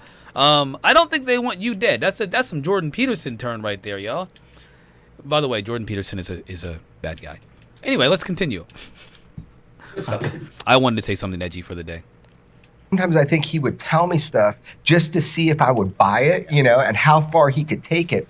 So it was really, with him, it was really sifting, what is true. It's like mining for gold, man. You're trying to figure out what is true, what is not true. And maybe he was doing the same in his life. Well, I've told the story before on Weaponized and in other interviews how he came into my world is that in 1987, he walked into the TV station with a stack of UFO documents and dropped them on the desk of my managing editor, my mentor, Ned Day. And he said, Ned, this is the biggest story in history. You got to take a look at this. It's about the UFO cover-up. You read this, it'll be the biggest story in your life. And Ned looked at the documents, read a couple of pages. A lot of them were UFO documents squeezed out of the government through FOIA. He pushes the pile back across the desk and says, this can't be true. If it was, I'd already know about it. And I was eavesdropping, as I've said before. I said, hey, John Lear, let me take a look at this stuff. And that was my entry point to the UFO topic. John had credibility with KLAS, with my boss, Bob Stoddall, and with Ned Day, because who he was and what he had done before. Of course, his father, Bill Lear, had developed the Lear jet, the 8-track tape. He was a brilliant man, an industrialist who was incredibly well connected in military industrial circles, had researched anti-gravity technology for a lot of years. Yes. And John himself was an incredibly talented pilot. We both walked around in his study in his home before he passed away a year or so ago, and the photos on the walls are incredible. What an amazing life he had. He flew basically everything. As a young man, there's a photo of him recovering from a crash. He just about died flying a plane that he probably should not have been behind the wheel of at age 17, something like that? Yeah, I think it was, maybe 16 years old, 17. And he has a photo of that plane crash, and he broke almost every bone in his body. That was his first out-of-body experience. He crashes this plane, and miraculously... Okay, so these are good recollections of his experience with him. Respectable. There's nothing crazy here. So, yeah, cool. We'll go with it. John Lear fashion survives, but every bone in his body was basically broken. I think he wanted to carve out his own path separate from his famous father. So he became an aviator and he flew everything. He eventually was flying planes for the CIA during the Vietnam era. I think he continued to fly secret missions for various government entities for years, which of course made UFO people suspicious of his ultimate motives. But in the mid to late 80s, he developed what's known as the Lear hypothesis. He got into the UFO subject and started digging in. He used all of his military contacts and developed a pretty outrageous hypothesis. And I remember putting him on the air after I got that stack of documents where he had been in the TV station, putting him on the air in a program called On the Record, and just let him go. And I look back at those clips thinking, I can see the wheels turning in my head. What the hell have I done here? As Lear spews out this incredible conspiracy theory, we could take a little piece of it and give us, our audience, a sense of what he was saying. Hello and welcome to On the Record. Flying saucers, extraterrestrials, monsters from outer space. The government has been telling us for years that they're not real. They're weather balloons. Okay, this is a great clip, by the way, that kind of goes over some of the things that John Lear said. That, I mean, again, this is, for me, I took this as like a potential possible truth. I didn't know for sure, but I always took this as, man, this could be, if this is true, this is monumental. Now, after hearing this, I'm super skeptical, just to be clear. Or swamp gas, or reflections from the sun, or the ravings of lunatics. But serious UFO researchers say a breakthrough may be very close. You're a pilot, an airline pilot, captain. You have held 17 different world speed records at one time or another. You're a member of the famous Lear family that all Nevadans are pretty much familiar with, a former state Senate candidate. You don't sound like the kind of guy who would get hooked up in something that a lot of people would say is a bunch of nonsense. No, it's just by coincidence that I got really interested. This about 2 years ago. My father saw a UFO and my brother did, and they were very interested, but there was really no proof, as far as I was concerned, to really look into it until about 2 years ago. Your father and brother saw them. Can you give details?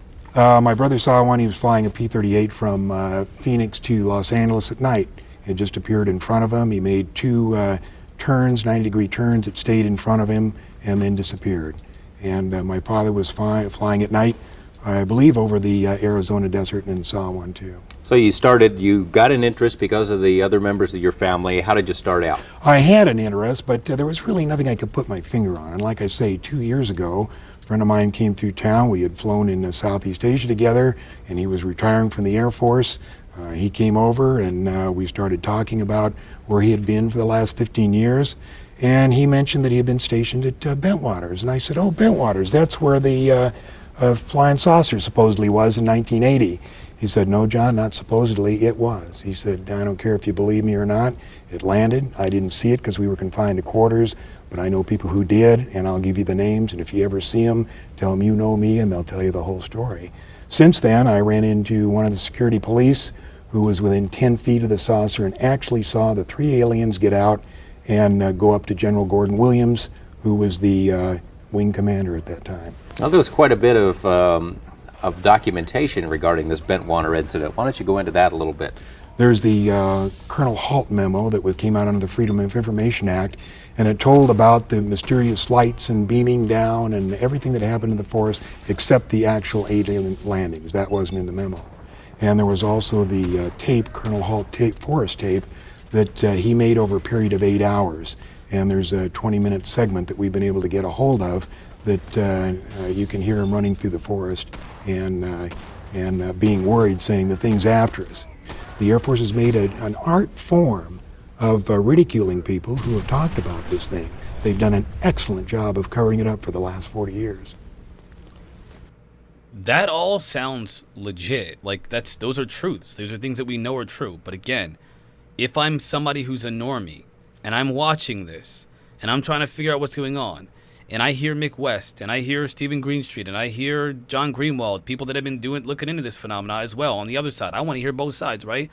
And I hear this, I've already lost all trust in what this man has to say. I've lost it. I don't trust anything. Because he just said, now not only do I lose all trust in him, I lose all trust in anybody who talks like him.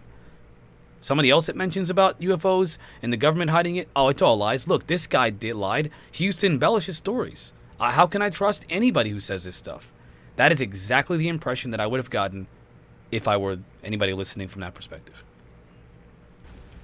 George, basically what we're dealing with here is, I'll give you the bottom line. Okay. I'm not trying to sell it. I want to hear your thesis. I'm not trying to sell a book. I'm not point. trying to promote a It's lecture. really This is interesting, based on what I've come across. What's interesting to me is this. So Knapp is the journalist who was investigating, this phenomena, right? Yeah. And he pretty much mentions that all of these guys' hypotheses are pretty crazy, just like he said. But then he said, "I'm going to put them on the air, and I'm just going to let them go." Yeah. Right. These are his words. And there was no pushback at the time, as you can see. Like Knapp seems to be like on board, or at least there's no pushback as far as like you're full of it kind of. He's looking for an interview, and he's trying to get this guy to basically talk and get as much info out of him as he can, whether he believes him or not. And I'm not sure if Knapp was 100% on board with what Lear was saying during this interview. That's what it sounds like. He's pretty much saying, even though I know this guy is crazy, I'm gonna let him go with it. And I can see journalists doing that. I mean, people do that all the time. People on podcasts, journalists, even if your guest sounds halfway crazy, you let them talk because you want to get their perspective. So that doesn't mean that the interviewer himself is 100% on board with what your guest is saying. Yeah. In this case, Lear. Yeah, and the only problem is that that's also the impression that people that the normies are getting too. After intense research in the last year. And I have found out Gary, that the government you're has muted. retrieved between... I'm sorry. One second. Can you unmute yourself, Gary? Yeah, I'm here now. Thank you. Next time, please unmute yourself so people can hear you. Between 10 and... Go ahead. Yeah, no, sorry, I pressed the wrong button. That's okay, man. But this is what I'm trying to say. At the time, I was an early teenager, just getting into all of this, and so I was a normie. At the time, I was a normie. I believed anything anyone told me, and then as time gone on, I've done more and more of my own research and listened to other people, blah blah blah. So yeah, it was the first guy, and that's why I look back on it with fondness, because it reminds me of when I first started out, and I'll be the first to admit I probably think, oh yeah, I believed all of that, Nostalgia. blah blah. Nostalgia, yeah. But to this day, we still don't know if what he said was true or not. We still don't know. But now they're casting doubt, though. That's the only problem is they're casting. I mean, I'm not saying I liked John Lear. I liked what he had to say. But I also used to trust it, and now I don't at all. Now I feel like, again, I the people that know him, the people that I like, are telling me that he was essentially he did a lot of disinformation, and I don't, just for the sake of having a little bit of fun, like. Just to see how it would affect people, like a psychological F game.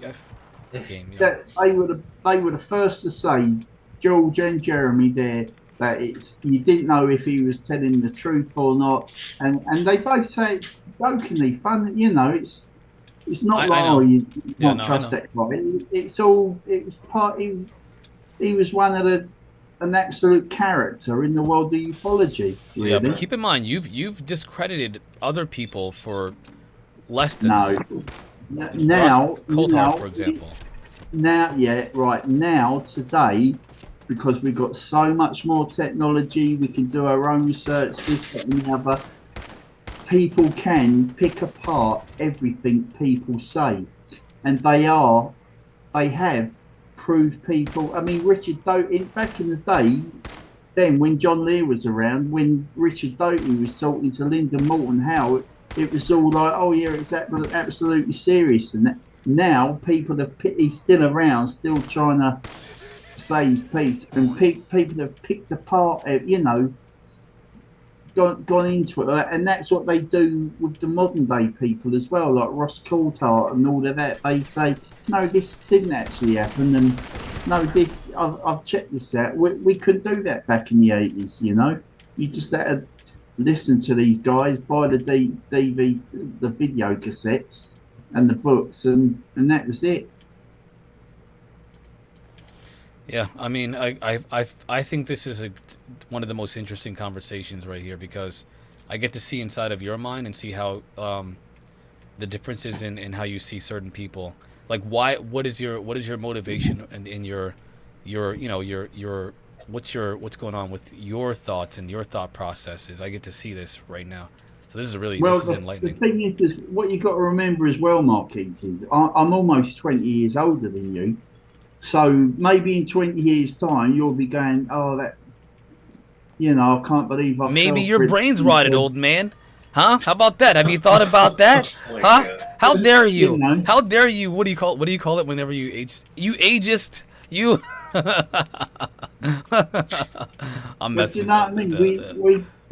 There's nothing. You can't throw any muck at John Lear. It's like you either believe him or you don't. That's it. Well, I mean, are they throwing muck at John? Do you think that they're throwing muck at John Lear?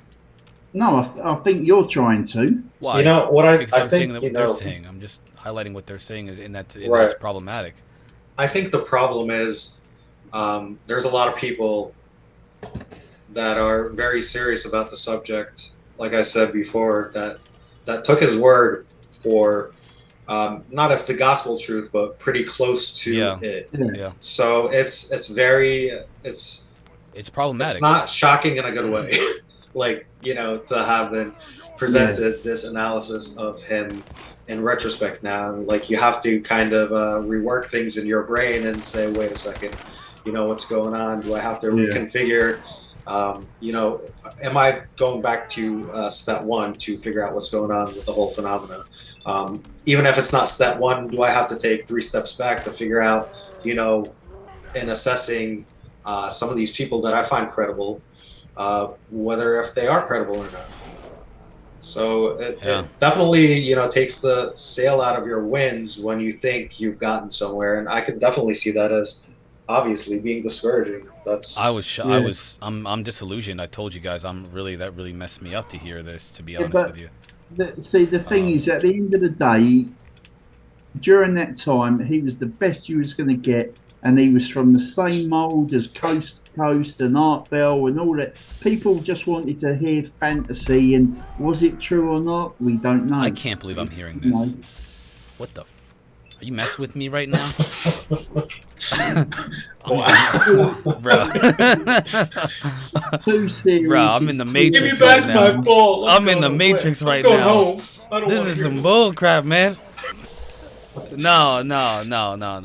I'm in the Matrix right now, y'all. Real time. We're all in the Matrix. Yeah, clearly I've joined you, because my gosh, I can't believe I just heard you say that. How dare you? All right, let's continue. Let's continue this real quick, okay? Let's continue this. We're gonna keep going. Are you ready, Garyoki? Yeah, right. Hang on. Let's do this. And unmute yourself whenever you want to talk. Yeah.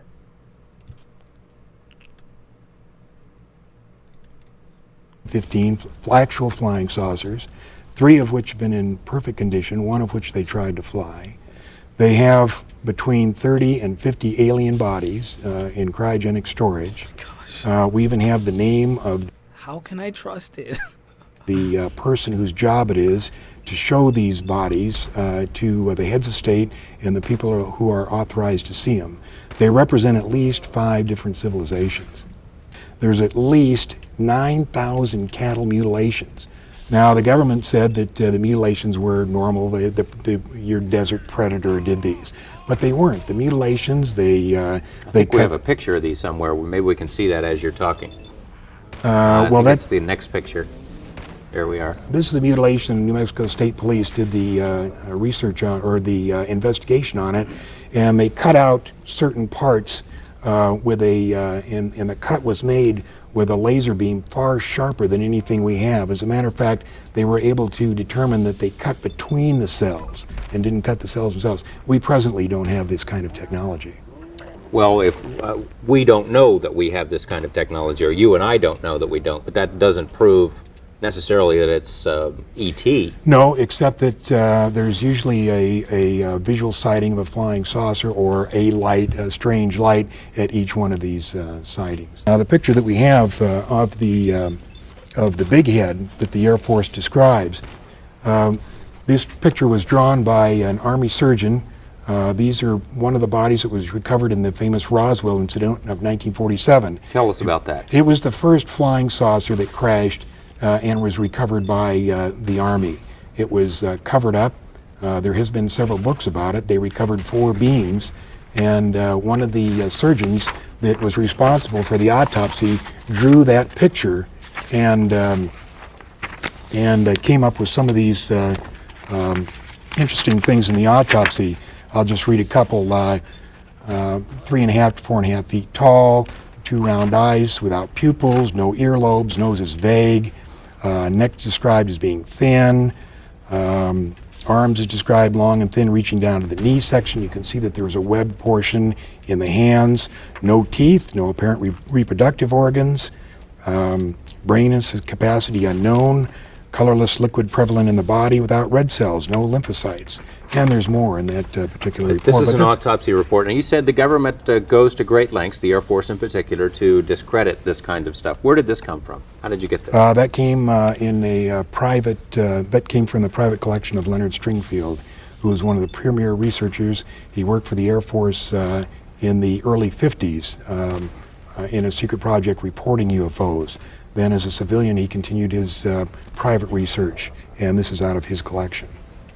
Why does the government want to hide this? Why doesn't the Air Force just come forward? Why doesn't, why don't they level with us if this is all true? Well, there's not really much they could say based on what I've been able to find out. George, they're really, what could they say about it? They've been researching it for many, many years, and based on my information, let's say that the president decided to make an announcement. If he made it today, this is what I think that he would say.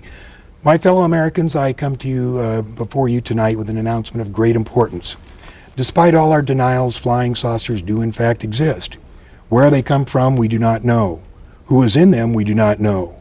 Where they are from, we do not know, nor do we know how they got here or what they want.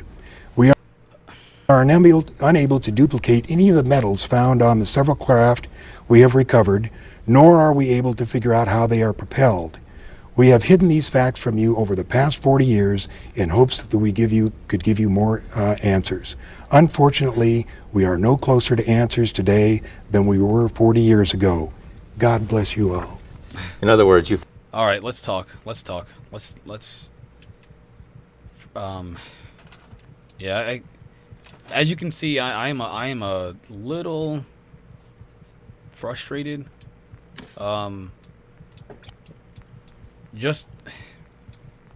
I don't know, man. Let's talk. Let's hit me up, y'all. What do you guys think? Because all right, so all of these traits that he's describing basically is not necessarily his own research, but of that of the ufologist back in the day, Leonard Stringfield. He was around from 1920 to 1994. Just looking this up right now. But what's interesting is that Stringfield, I just also looked this up, that he was Army Air Force intelligence during World War II. So this is another guy, Leonard, ex-intel guy that Lear got his information from. And I'm not discrediting anything that, that Stringfield was saying, but it's not helpful. It's not, yeah. I agree. It's not helpful. I mean, for me, like I said, I'm genuinely concerned about the optics of this. Of you start off by saying that he says wild things that you can't always trust, and then you lead into him making some very the same statements that are being made today. Like, there's nothing inconsistent with what he said versus what's been said today. Right. So why do I find this problematic? Because if I were just look, he comes out with a comment that David Grush is talking about today, right, about there being more than one alien spacecraft in custody, and then in the next breath he comes out with some crap about cattle mutilations and they cut between the cells, and it's like, what? You said, how does he know that? So what does cut between the cells mean, and how could you involve 9,000 mutilation cases and know that they were all cut between the cells? I mean, that doesn't even make sense. It really doesn't. That sounds like something somebody else has told him. It sounds like, made up sci-fi that kind of sounds plausible, to cut between the cells. Well, I've never heard that said ever.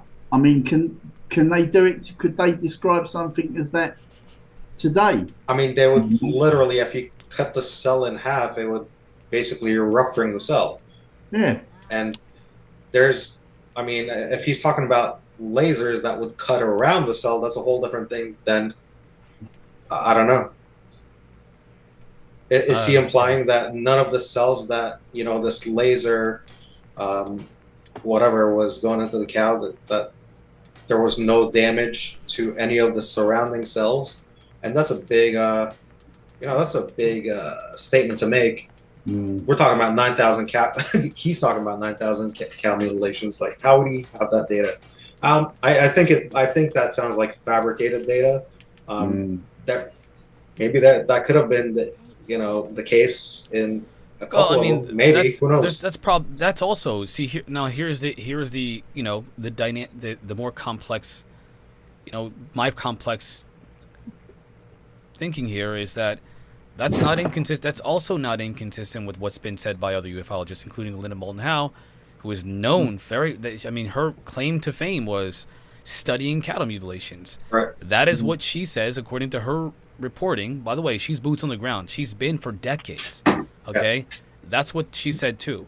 So do you think she talked to Lear at all? Yeah, of course she did. Yeah, of course. Do you think that's how she got some of her data, or I don't. Like, I is she think just that, parroting well, according to that what data? she says, she's talked to doctors who have said the same thing. So it's not just like people. It's doctors who have made these claims. I've watched a couple of her documentaries, or I guess videos, where she's talked to doctors and they say themselves they don't know how they're able to. They're cutting the cell, like cutting this with like on a cellular level. Now, when I hear a doctors mention that, and they say we don't have anything that can do that, that's beyond anything we could even imagine. That's whenever I feel like that's a more credible claim. But again, well, maybe you've got. It sounds like you've got that information from Linda Moulton Howe, then, doesn't it?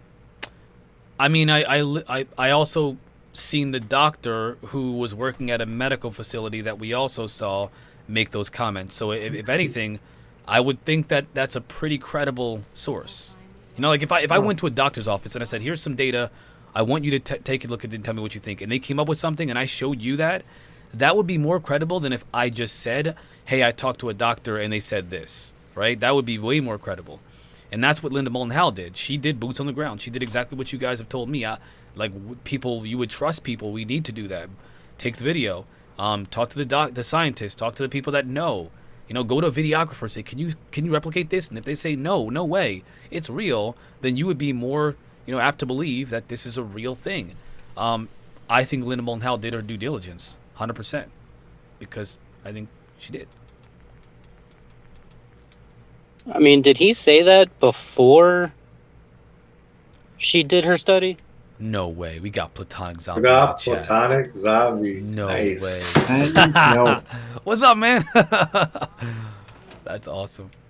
What did you say? Sorry, I was just excited about hearing you on this. What's up? What did you say? Did he make that cattle mutilation claim before any of the ladies' studies? Yeah, he did. He made them before she. It would make sense that would be wild speculation until to me personally, I look at this as like a sort of historical documentary. Like, I'm looking at it and taking a historical sort of like perspective on it and looking at it like, this is at a time that the United States had nothing really going on about this phenomenon. They just straight out denied it, and this individual came along and actually got the public more interested in it. Yeah. Now, I think at some point you have to say that like stories are required to garner some sort of interest, belief and following, right? Like, you could take the Bible, that's a story.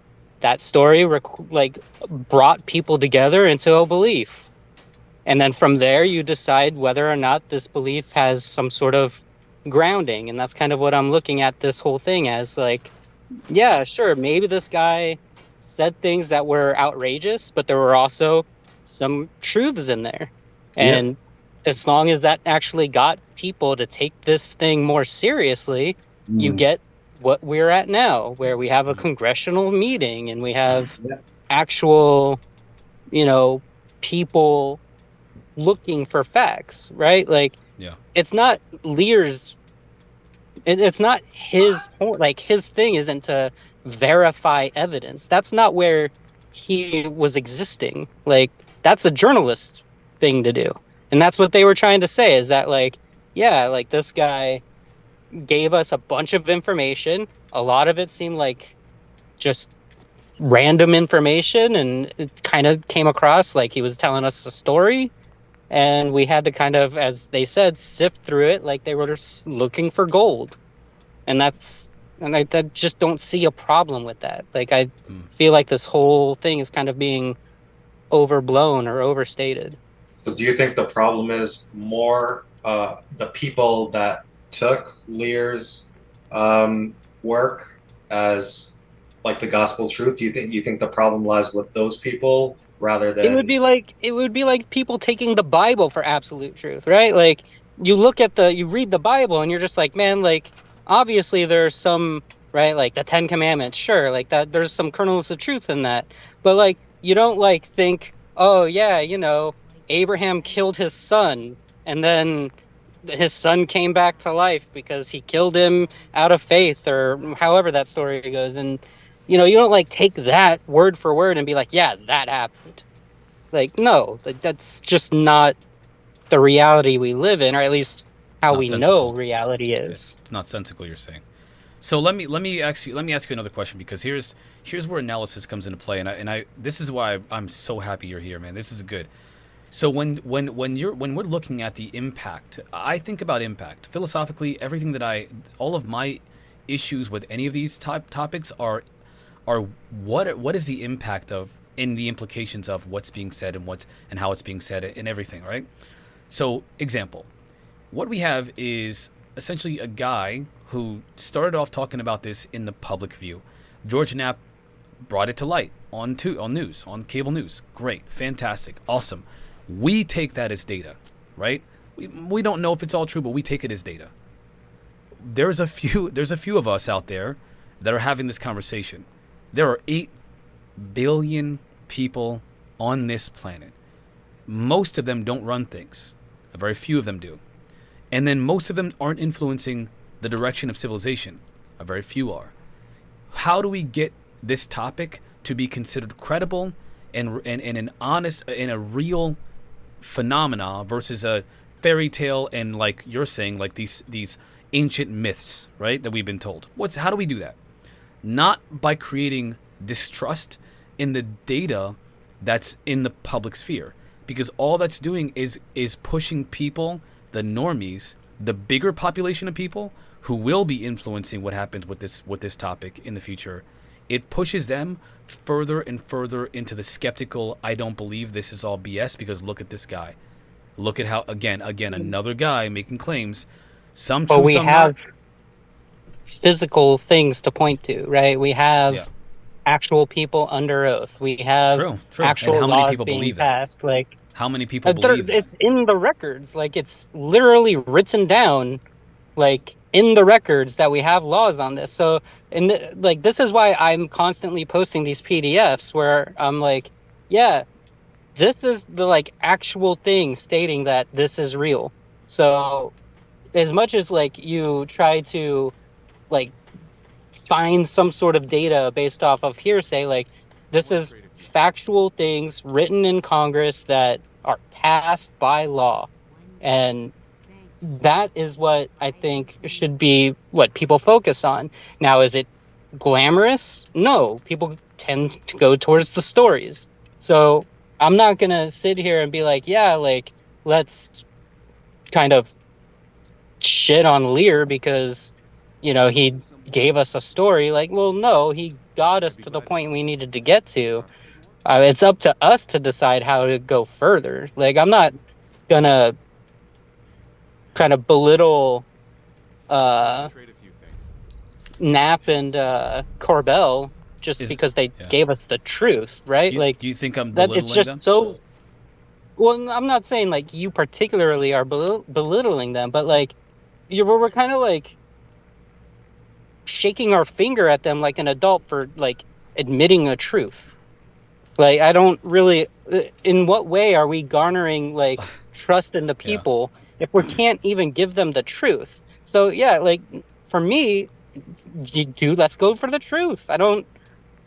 This is where I'm kind of like probably in an odd space where I don't know why, but I guess more optimistic for humanity than a lot of other people are. Like, I just think we need to give people the truth, and I think truth has this sort of resonance to it, and when people hear it, they know, right? And you can't say that that's not true because, well, if you believe in God, guess what? People call that a resonance. People think that rings true, and so they believe it. So I think there is an element to like truth where if you hear it, man, you know it in your bones. It like rings, and you just know, like, yeah, that's truth.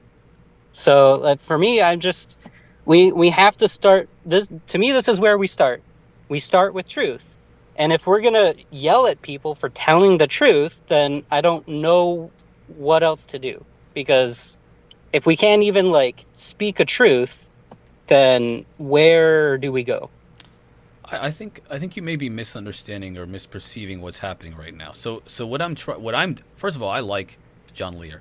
I think what you're describing about how we conduct our analysis is exactly how we conduct our analysis. The four of us here on this in this conversation. But there again, what I'm suggesting is, and this is objectively true, that the consciousness of the general public will be influenced by what we say, and more importantly by what people like Jeremy Corbell, who were seen at those congressional hearings, say. And if I am the greater public who is already skeptical, this is, again, they created the military industrial complex, the deep state, whatever you want to believe, they've created a stigma, a joke. You can't believe them. These people are lying. There's nothing to see here. Look at, let's discrediting people, casting doubt. They do that. If we do that, it's not about just admitting the fact. It's about highlighting the faults. You're giving ammunition just by extension of doing this, by highlighting the faults of these people that we all trusted in the ufology. And if I hear someone, if I'm the general public, which is not us, we're not the general, we're a very few people, guys. Most people are listening to Mick West. Most people hear Jeremy Corbell. A lot of people saw that hearing. Come to find out, hey, wait a minute, there's another guy who's another CIA guy, another one came out here and said these things, but also they sound like David Grush, but he wasn't all honest. He used to mess with us to see what we believe. If I'm a normie, which is most people, you're going to push this topic further into the fringes. You're going to push it back down into the annals of ridicule and skepticism, and you're going to cast doubt on the entire topic on the general public. To us, we're doing what you're saying.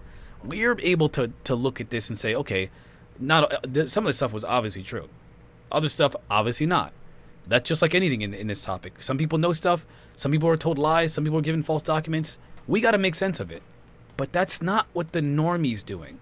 Most people are doing what I just described. I mean, I don't take that as objective fact, but you think that most people you think that most people are starting to believe? I think you can trust most people with the truth. That's just where I'm at. If Then you tell people the truth, then why are we here? You know, why are we still? Because we're fighting for it to be doing all of believed? this because we're constantly infighting on this thing, right? Like we're constantly talking like in a way where we're like bickering. I mean, this is like a typical capitalistic thing, right? Like you divide and conquer. You get a community that's supposed to be together, and you get them to infight. You get them to compete against each other. How do you do that? How do you do that? What in your mind, like, what would you think is an example of creating that infighting, creating the chaos within the community? What would be an example? I can't even venture an example. Can't even really tell you how the system works, right? Like it's like saying, you know, how did free slaves get immediately put into this like situation of like, oh no, they're the enemy now because, you know, they're taking jobs away from poor whites. So like that, I have no idea in what way that kind of happens. Like to me, it's just kind of like capitalism some way kind of set up a competitive framework that just automatically sees us as like we see each other as enemies instead of, you know. Let me ask you another question. Do you think that aliens are here to hurt us, or that they're hostile? Maybe they don't want to hurt. Maybe they're hostile. Don't know. I would caution that it could be the case. But That's I can't fair. say 100% for sure that that is the case. I can't say 100% for sure that that's, that they're here to be not, that they're here to help us. Right. That's Right. fair. Like, and that's where fair. I'm kind of like, when you look at like a religious community, they typically think that the aliens are a threat. If you look at people that aren't necessarily in the like Christian, Judaism sort of belief, they're in the more like New Age crystals thing. They think that aliens are here to help. So like, I don't know. There's obviously documented ways of both. So that's why I try to say that they're a little bit more like they're just being. I don't think they're necessarily evil or good. I think they're just entities. Yeah. Deception is a part of nature. So, Do you think deception is an acceptable behavior for establishing a positive relationship with somebody?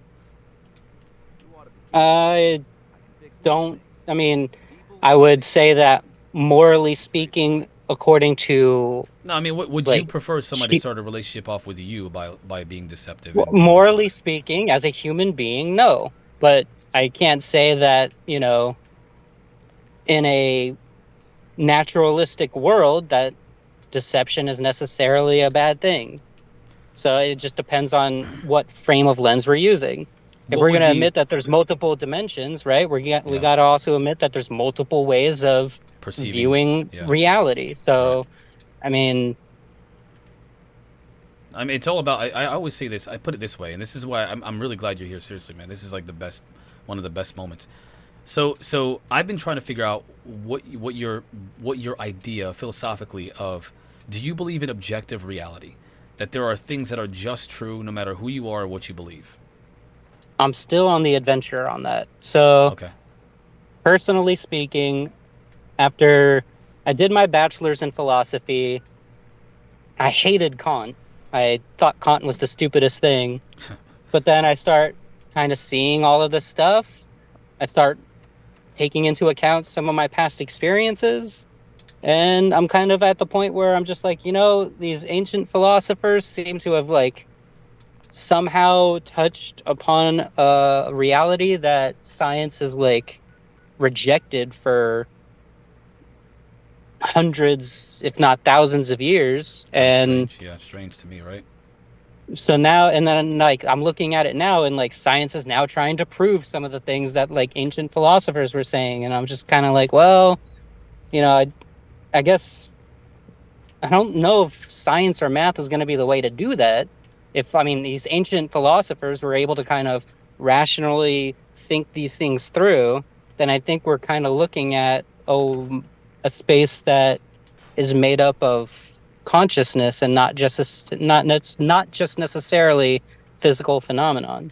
So I'm kind of at this point kind of in between. I'm hoping that eventually I can kind of figure it out, but I think I'm aiming more for like there's probably an objective reality. I don't think that we'll perceive it. I think it's something that we have to get through kind of with our like consciousness. It's really cool that you're talking about the whole consciousness perspective of this.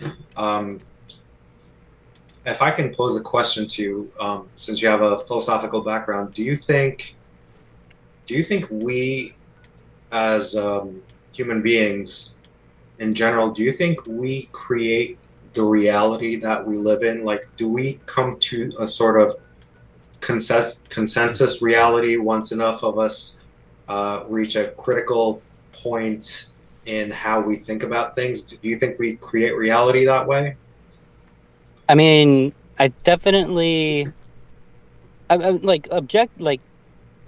rationally speaking, that's obviously the case, right? That there's no other way of like creating a society without that. Do you believe in biological imperatives? What do you mean by that? We have to eat, or else we'll die, and therefore our existence would end, and our prime objective is to not die. We want to exist. We also I think- essentially our brains are geared towards existing with pleasure versus pain. And even if we do seek pain, we seek pain because pain causes us to feel pleasure. So ultimately, there are two imperatives, biological imperatives. One, survive. Two, feel good. Whatever that means for each person. Like some sort of study in science right now going on that's called like biocentrism. I tried to tell you guys about this. I've tried posting it. They are basically stating that, and this is the like crazy thing, that science is trying to do these things that, like, you know, it's not going to help. But anyway, they're basically stating that in this reality, it is biologically imperative we don't see how reality actually is. Right. That true reality. it's actually good and successful to exist here, not seeing reality as it is. Can you give me an idea what you mean by reality as it is? Because that's important. That's an important distinction to draw. So, well, what do you mean, like? Well, for example, reality is we exist in a world where things are happening, right? Things grow, things die, things, you know, we need to eat. I mean, that's how we see reality right now. Yeah. Whether it doesn't matter how you see it, we are subject to these things almost as if they are law. No one in existence. That's how we are seeing. That's how we're seeing it, and that's what evolutionarily speaking, that's how we're brought to succeed here. So that's not necessarily the reality of it. We are experiencing it now, and so to theorize about there could be potentially all kinds of things happening is kind of an irrelevant exercise in intellectualism versus something that we have to experience and act upon now. If I were to say, listen, we could be, and then ad infinitum, then anything that we experience now would if we ignore that, then we would cease to exist, and therefore all intellectual thought experiments are mute. So we have to think about this from a perspective of what's viscerally relevant to our existence and that imperative, which is to survive, to live, to not die. Which is what I'm saying, is that's how evolutionarily speaking we've come to succeed. Like that is ingrained in the way that we experience this world because that's how we've evolved to do it. Right? So the video I posted where like Kant talks about a noumena and a phenomena. So the phenomena is basically everything our mind constructs or can see. So that includes math, science, like everything is just our brain interpreting input. The noumena is how things actually and the noumena is how things actually are. So we don't actually see that, we're sort of intuiting how things are. And so if you're going to like kind of rationalize that, you're going to have to say that, yeah, like that's how we've kind of evolved in a way to succeed here. But isn't this just an exercise in intellectualism? Like, for example, for people that don't understand these philosophical arguments, I mean, we obviously are total nerds for this, obviously. Think of it like this. There are things that we cannot see that we do understand as being part of our reality, and can then therefore use them to enhance or modify, or if you will, our existence. So for example, radio waves, we can't see them, but they are part of this experience. The atmosphere, we understand that there is an effect that the atmosphere that shows that there is an atmosphere, but we can't directly perceive the atmosphere as it actually is. We perceive a spectrum of that. And again, you can talk about oxygen, your blood flow. I mean, these are things that you don't perceive, but you know they're happening because, well, I mean, people have, taken apart the human body. They've studied it. They realize there's something else. There's other processes going on here. And there are plenty more that are theorized in quantum physics as being a part of our reality, sometimes even more relevant than what we perceive in this physical realm, that don't seem to make sense. And they're not, again, science has a hard time with quantum physics and quantum mechanics. But what's relevant, if we were to never know about radio waves, then what relevance would it have to our existence, other than to modify our existence? There needs to be relevant. It has to be relevant. There needs to be some kind of relevance. What is relevance, though, right? Like, now we're speaking in terms of like, oh, well, we need to find out exactly what's relevant to the way. How abstract do you want to go? You can philosophize yourself into oblivion through these abstract possibilities, but they have no value to our existence if you do that. Which is why people turn to science and turn to math, right? Like, if you guys want to just like talk about the visceral world and how we experience it, then yeah, you go to science and math and you try to figure it out. But that's not getting you. Not going to get you to the objective reality, right? Like, yeah, because that has holes in itself. I mean, the way science, for the most part, until some newer discoveries have been made, they basically assert that your brain is the seat of your consciousness. So they're saying the physical part needs to be there for the consciousness to exist, whereas there's another school of thought now saying actually consciousness gives rise to the physical manifestation of the brain and its ability to process different things. So there's like new studies, and I think that's always changing, and it's really interesting and it's really important. Yeah, I mean, think about we mentioned this before, the universe, right? The universe is 12.6 billion or something like that, billion years old. Well, not just kidding, it's double that. We got new tech and we'll always be doing this, where we're rediscovering the nature of our reality over and over again with new technologies that are discovered. And ultimately, I think we're going to find out that nothing is what it seems to be, but that's also somewhat irrelevant, because even not knowing that, we can exist. Which again, if you don't exist, then all of these things are mute. They have no value to you. Exist in this world, in this reality, yeah, but we don't know what other reality and what other ways we exist actually are. And I think those are very important. That's talking about the objective reality of things, right?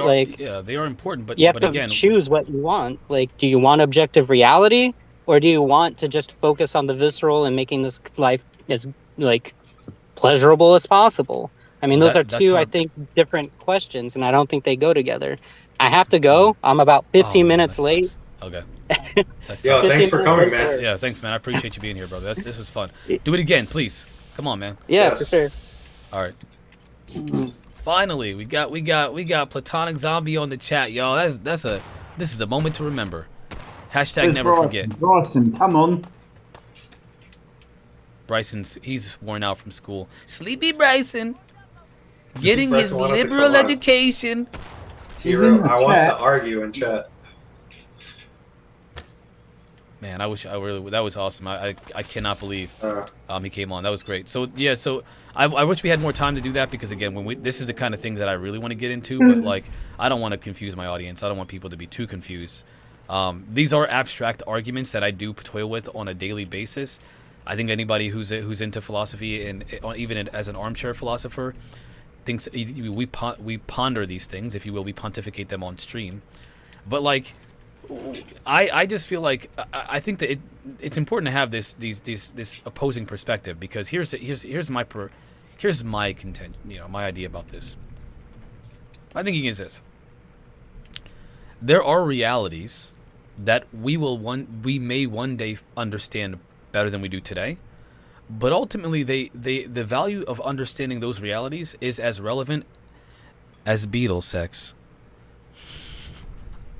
I feel like, okay, so like, we can learn about the atomic structure and how a neutron functions and all this stuff, quantum mechanics. These are interesting things to ponder and to study and to learn. Maybe they'll enhance the human experience. But I think more important than enhancing the human experience is understanding it. What is important about this experience? Because what you can do is you can learn about the atom, and then you can build a bomb and destroy an entire nation of people. Or you can understand what does it mean to be human, and then understand the true value of human existence. And I think that's what we're missing as a civilization, is we're sitting here trying to figure out how to build a better bomb. oh, that's what we're using this tech for. But we don't even know, we don't understand ourselves and our place in this universe. That's the problem. And I think, and I agree with that. And I would say for those reasons, in particular that you just mentioned about, we need to know ourselves. We need to be able to study our own consciousness to a level where we can understand certain realities. What does that mean, though? What does that mean? Does that mean taking ayahuasca? Does it mean like taking psychedelics? Like, what does it mean to study consciousness and figure out the nature of reality? There's definitely those aspects, and those are the aspects that are the most, on the fringes of society that people don't like to talk about. We're talking about remote viewing earlier, things like that. These are things, techniques that our consciousness, I believe, allows us to do. And because the nature of the phenomena is in such a way that it involves a huge portion of it has to do with consciousness and how we perceive these things, I think it's imperative that we go deeper into the realm of consciousness, its study, and how we view reality.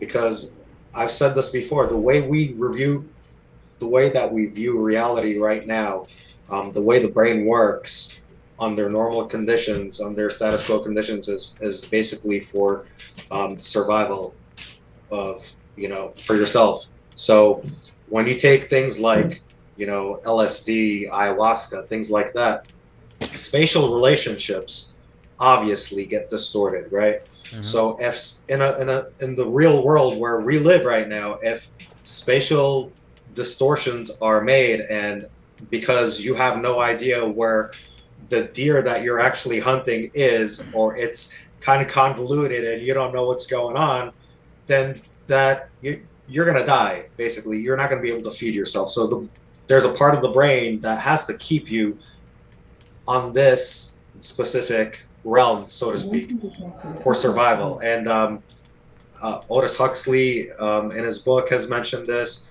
There's other authors that have really dived into this, including Terence McKenna. He's really into consciousness through the study of entheogens or hallucinogenics.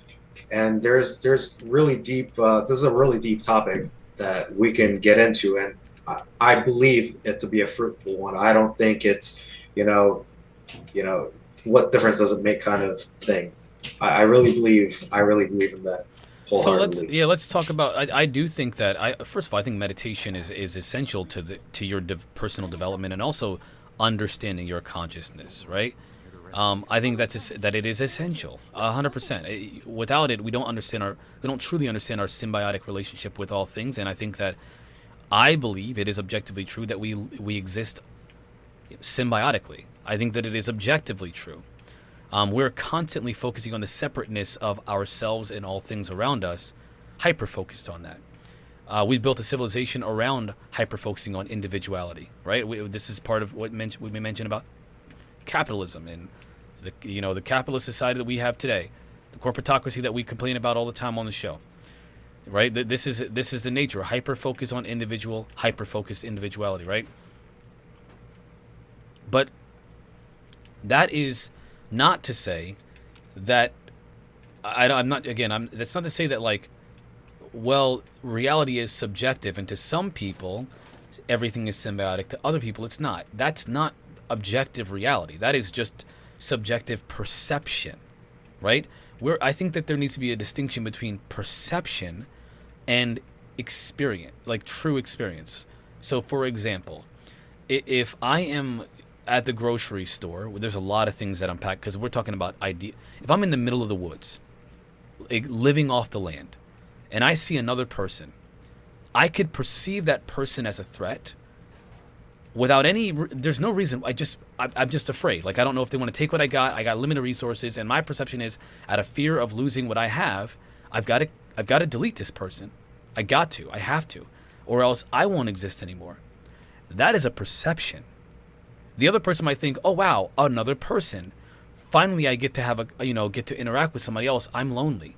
That is a perception. What is the objective reality here? How do you perceive that objectively as what, in a way that's actionable and for the greater benefit of both of you? And is it beneficial for both of you to benefit from this encounter? The answer is objectively, it would be beneficial for both of you to cooperatively work together to establish some kind of a cohesive relationship where there is either an exchange or again, a collaborative effort to survive together. That is objectively true. One of you can pick up a log. Two of you can pick up many logs. One of you can pick up a couple logs a day. Two of you can pick up many logs a day, which means you can do more things and have a better experience if both of you collaborate together peacefully. If you believe that I want more than what this other person gets, and that's just objectively true, that is a perception. Is it objectively true? Well, it's not objectively true because it creates negative feelings in the other person. That is a stimulus. That's just going to happen. It's not there's no subjective reality there. I think objective reality, you have to be outside of yourself to be able to see that. And I think as a person in the woods, you're not going to be able to do that. You have to have empathy. Because we experience everything through, through our senses and through our experience. And, that's our survival mechanism. You want to hear something? You ever hear about mirror neurons? What? Mirror neurons. Like a mirror, there's a cluster of neurons in your brain called mirror neurons. And what they do, at least from a layman's perspective, from a relevant perspective of this conversation, is they mirror neurons. They emulate what a person does that you're seeing. When you see someone, when your eyes see someone do something, your brain automatically stimulates those mirror neurons are stimulated, and you then start to imagine yourself doing the thing that you're seeing this other person or third thing doing. That's what they do. You know what they do when they're highly developed, when they're highly stimulated? They can perceive emotions. How does a person feel when they're doing something? If somebody's crying and you see that person crying, then those mirror neurons will fire off. And when they do, you get the visceral feeling of what that person feels. Hence, empathy. That's what that is. It's a direct reflection of empathy. That's what that is. And so it would be conducive for your survival and the optimization of your existence that you have a very well developed cluster of mirror neurons, because then you could exist empathy. You can have that empathy, and then therefore understand how a person feels outside of yourself, which would again, as naturally would turn into that collaborative work that I mentioned, and so on and so forth, right?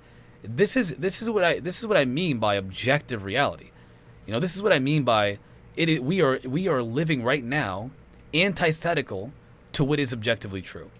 We live in a hyper individuality, where it's me, I, and that's what's most important. Focusing on yourself. Right. So I still think I understand what you're saying. I don't view reality that way. Just because I get the whole thing with the empathy, being empathic. Those are like really, really good things to have. But they also are, by the way, they are, and then this is according to psychologists and brain scientists, neurologists, they say that a person that has a high level of empathy, and I'm not saying that I don't know your brain, okay? I'm not saying that. But people that have high levels of empathy tend to be more intelligent because they can understand things about something from someone else's perspective, which is a higher level thinking. That's a higher level brain function. To be able to understand another person's experience. That might very well be true. Yeah, I could understand that. I can see how people that are more empathic could be able to understand other people's experiences better. That's definitely a possibility. They could definitely be more rounded. However, I still disagree. Just because I believe in a subjective truth, that does not mean by any means that I am less empathetical than anybody else. Like when I Wait, see what did you say? somebody What did you say? that doesn't mean just because I look at things, I look at reality as subjective. That doesn't mean that I am any less empathical to somebody in need, somebody that feels a certain way, and my ability to understand where they're coming from. So I don't know how true that is, but Can I give it? I know let me for a give a fact. scenario of what I think you're saying. Okay, let's say that there's a Sure. person who's like lives off the land. He's a survivor man, right? Right. And he doesn't like dealing with people because people, I mean, it's historically in his experience have been violent, aggressive, not very friendly, and he Sure. just out of his survival he needs to make sure that he's skeptical of people and that he doesn't let people affect his existence, negatively affect his existence. And this person sticks in the woods by himself and never helps anybody. He watches people go by all the time. Sometimes they don't make it, and he watches it. But he stays back for his own survival. You're saying that person is not less empathetic or developed cognitively just because he watches people, perish. I'm speaking for myself. So I don't know how the person necessarily in the woods would react. If the person in the woods, if I were the person in the woods, let's say, right? I saw somebody passing by. My first instinct, however, as much as I would love to say, let's get together so we can work together, my first thing would be to observe how this person is behaving. Of course, don't right. be ridiculous. So it's not just right, but like that's where I'm thinking about things in a realistic manner. So I'm not just automatically empathic because that person, I don't know, we can't catch a fish or whatever it is. I definitely want to observe, and I would make the decision based on my observations. That doesn't mean that I would, after a while, necessarily go and offer a lending hand. It would matter. It would matter how I perceive this person. So that's why I'm saying perception for me is the ultimate experience, and that's why I don't believe in the objective truth that way. My experience is subjective. Everybody's experience in this life is subjective. People view how their outlook on life very subjectively. So apparently you don't believe. So what you're saying is you don't necessarily believe in objective reality. I mean, there's parts of is subjective reality. I believe, because I believe that experience tells you things, and your perception of how you see something, how you perceive something, is the ultimate subjective reality. Like, let me give you an example. If I were swimming and I had goggles on, I'm underwater, and I see a rock, right? Mm-hmm. And I'm looking at the rock through my perception, or maybe it's not a rock, it's something moving in the distance. I see this thing, I perceive it through my eyes. Now that perception is sending electrical signals to my brain in a very different way than if it were a dolphin that could perceive the same object through echolocation, right? Mm-hmm. So the perception is completely different, and I might have info, or the dolphin might have info that I don't have because of its experience. So if it's using its sonar and it's finding, it's had a experience in the past to determine whether this thing is hostile or not, or the way this thing moves, or if it's a source of food, I do not have information pertaining to that. So my experience of the same thing that we're looking at, me and the dolphin, are completely different. Yeah, but I think the dolphin. Okay, so that's not the same thing. That's not the same thing as what I'm talking about, though. I'm talking about like something very, very, very, very different than that. These are like very minuscule differences. No, I'm not. No, it's very actually important. That's what I'm trying. That's why I gave that specific example. So if a dolphin, let's say that there's like we're a fisherman, and we're looking for fish, and a dolphin knows exactly where they are, so we follow the dolphin because we don't have the keen senses to be able to perceive what the dolphin perceives, to catch find these fish. That is not the same thing as the dolphin also has to survive and realizes that, hey, we work together. The dolphin can decide, I'm going to help this fisherman find fish. Like I want to help. This is them. like, yeah, I'm talking about like beside what the story can turn into, because what I'm trying to tell you is that the way I see something is going to be different. The way the dolphin is going to be, the way the dolphin sees something is going to be different. And my relation to how I might react to how the dolphin is echolocating fish is going to be different. Yeah, but what's relevant? A jellyfish what are the commonalities that's in your swimming. existence? What are the commonalities between you and that dolphin? You both want to eat. So like you wouldn't say, well, listen, I want to eat, and the dolphin wants to eat, but there's another dolphin over here that wants to die, so he doesn't eat. And so I don't think that eating is relevant, because some people want to eat. No, I don't mean that. We all need to eat. Like, we all need to consume things. We know that for a fact. Is that objectively true?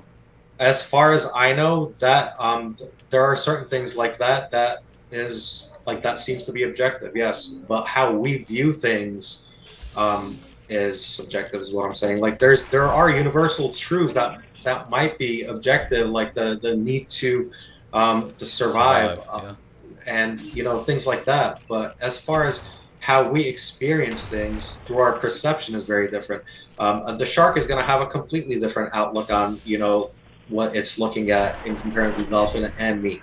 That's what I'm saying. Like, we all look at things in a very different way based on our perception and based on the tools we have. Like, the tools as we have as human beings, our five senses, so to speak, are going to be very different than how, a bat through like some kind of, they use their ears for some type of sonar detection of how things are moving. And like, I don't know how, their brain makeup is completely different. So while they might be looking at the same object, they perceive things differently. And we're not that much different as humans, is my argument. We look at, although we have a lot of commonality, based on our experiences in life. And so then apply this to something that would be more relevant to like our conversations. Because what I'm suggesting... Okay, so this goes into consciousness. This is the exploration of consciousness. What I'm saying is, besides our five senses, we have access to more things, to more reality, and by expanding our consciousness through things like remote viewing, or expand our consciousness through entheogens, we have perception of different realities that we might not have otherwise. Including access to possibly the phenomena. And that's where I want to go with this, is the expansion of your consciousness is actually very, very important. It's actually like a higher function of understanding the universe. And I think we need to be able to do that, to not only understand other realities, but realities that we probably don't even know about ourselves. Let me ask you something, a relevant question. It's edgy, okay? It's edgy, Sure. all right? Okay. I'll try to answer it the best I can. Let's say that there's a P word, okay? You know what I'm talking about. All right, there's a P word. And this person is on the Megan's Law.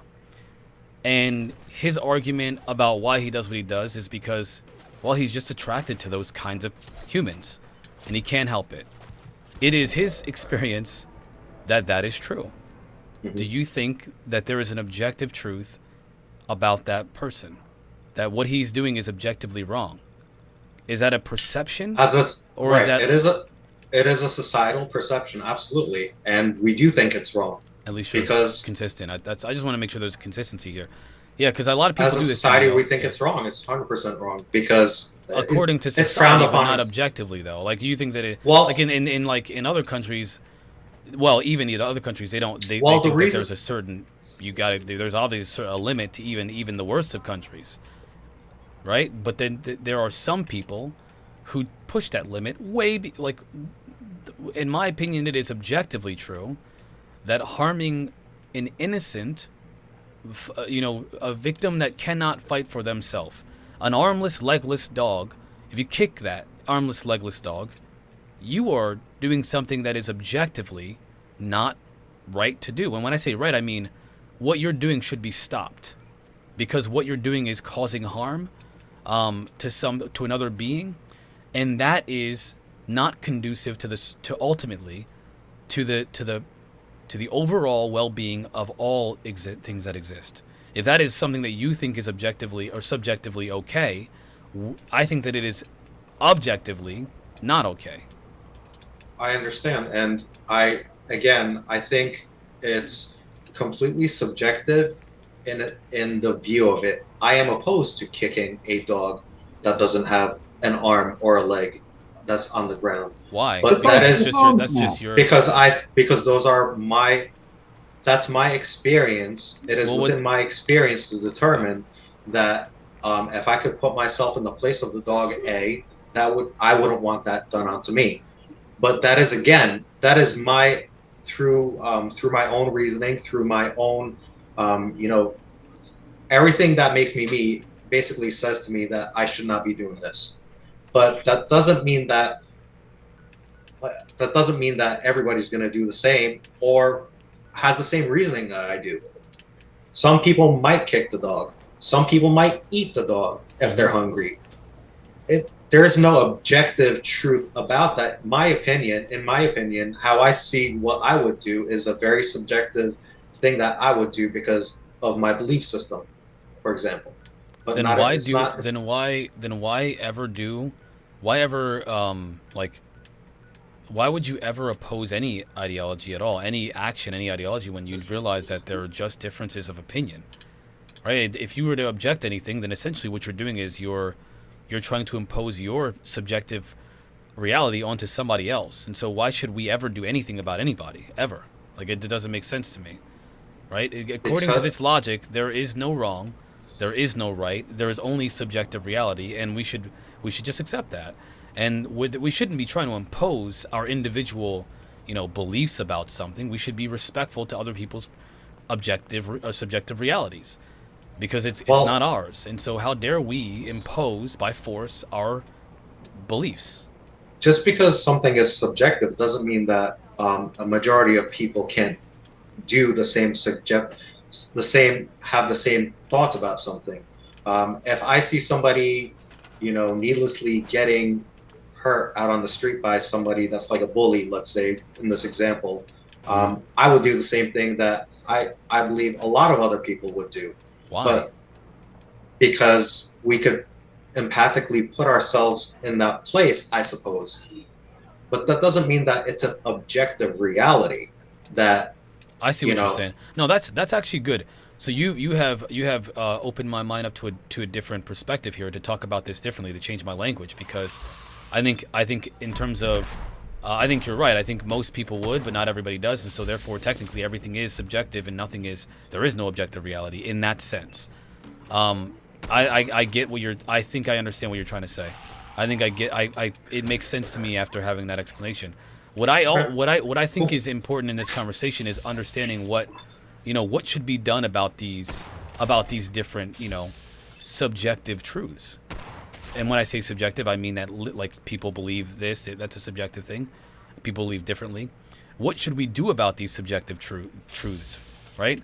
Should we allow them to happen because, hey, there's no objective reality, and so therefore you shouldn't try to impose your belief onto somebody else, i.e. religion or a philosophy of any kind. You should allow people to think and believe what they want to, right? How far does that go? How far do we take that? How far does that go before it becomes damaging to civilization itself? Well, I think that's the basis of a democracy, is basically the same. It's you're voting on whether, as a society, if you believe something is right, you try to make that into a law because enough people believe that something is right or something is wrong. It evolves into a kind of like a democratic consensus to where, how things should be judged based on a society's perception of. Yeah, but technically we're imposing democracy on people, and we're brainwashing them into believing that democracy is a better way, and then we're trying to force that democracy on other people. Like, that's not, is that okay to do? To force someone's ideology onto somebody else? I don't believe that it's okay to force somebody's ideology onto somebody else. But the good thing is, if you live in a place that's in a high consensus against something that you personally don't believe in, you are not stuck there. And I've always said this, like, if you don't like certain things about where you live, go to a place where people are like-minded and people, believe the same values that you do, that you're surrounded by people that actually look at certain things the way you do. And so you don't believe in fighting for change, grassroots movements, then? Because essentially what they're doing is they're just being ungrateful with the civilization they live in. You absolutely can. Yeah, but why? I'm not saying why don't they just move to somewhere where the value system is more aligned with theirs? What are they doing trying to change the because value system that's not aligned with depends on the percentage of people that is, that you're trying to change. If you live in a place where it's 70 to 80% where people are, let's say, anti-abortion, let's say, right? Mm-hmm.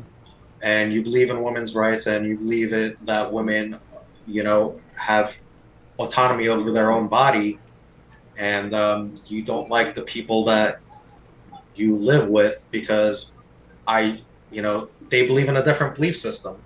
I can try to fight it, but the chances of me fighting and you got to choose your battles. Like if I live in a state where it's 80% consensus, where it's like pro-life, it's going to be really hard for me to fight. Although I can choose to do that, but it depends on your priorities and depends on how much you want to fight for that specific thing. Or in my case, I would move to a blue state. That's the example I was trying to give. But like, if something is important enough to me, of course I'll fight for it. Yeah, but I think again, I'm challenging the logic here. I think that there's a very important reason. This is the crux of my issue with a lot of thinking about a lot of different things, including the phenomena, is that people don't believe in objective truths about the phenomena because they're a subjective reality. Like, people can perceive things differently. So, for example, the belief that hey, listen, and I do want to do this because I think it's important to understand this for me and for the audience. You think that it is okay if the impact of that reality affects most people, then the few that are trying to make that change should just leave that area and go to an area where the majority of that value system is accepted, versus changing the predominant value system of the native population of people. I mean, we can do both. And perfect example is what we do here.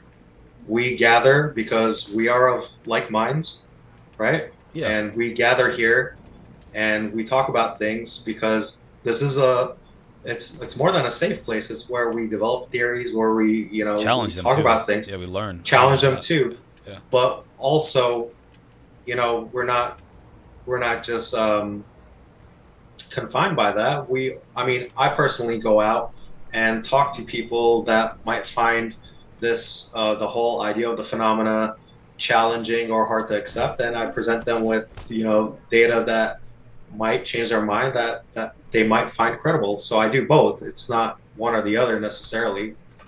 Like in this case, especially, I do both. Yeah. I mean, I personally think so. For example, I think that the civil rights movement to some people was, again, I don't think, just because I know how people misuse people's words, I think that the Armenian would probably be on the side of the civil rights movement. Am I correct in my assessment? I'm 100% for. I mean, my view is, I believe pretty much equal rights for any human being. I believe everybody, like all humans, should be able to access the same things. I don't believe in in a hierarchy of one type of human being over another, and I think those are just power structures that are put in place for power, political power, financial gain, all of those things. And I believe in humanity, like for the good of humanity, that we have to Well, then wouldn't people in those times be the black population was essentially trying to force a belief system on an entire nation of people, where the majority in the dominant belief system was that of the slavery and pro Jim Crow and pro, they were pro Confederate. And now they got these few people that live in this society, this is the whole why don't you go back to Africa argument. Not you, but I mean, it's very similar to, well, if you don't like it here, go back to Africa, right? If you ignore people the have said historical, that, sure. Yeah, but according to that logic, that would be the most logical thing to do, because guess what? It's not this. If you have a problem with how people treat you in this country, why don't you just move? Right? That's essentially what people who don't believe in change at all say. They say, right. Listen, if you don't like what's happening here, get out of here. And then leave, let things the way that they are. Things have been this way for this long. Things are, the conservative thought process is that of what we're discussing right now. There's definitely, sure. Some of those things are definitely not changing, and that's through social engineering programs that have been put in place to have us divided, and things like that. Like we are meant to be, like, they want us to be divided about rather than united. So there's a lot of infighting, and we do that all the time. I still don't understand why that's a problem. You don't understand why it's a problem that we fight each other? No, not at all. Not if according again. I'm speaking as if to say the logic that if we're going to extend this logic to and apply it appropriately, then fighting is just part of nature. So is violence. So is crime. So is poverty. Like, why change it? Because it's just the way things are. Everything in nature. Things are always eating other things, so why don't people just eat? Like, it's about survival, and since there is no objective reality and no objective truth about morality, morality is subjective.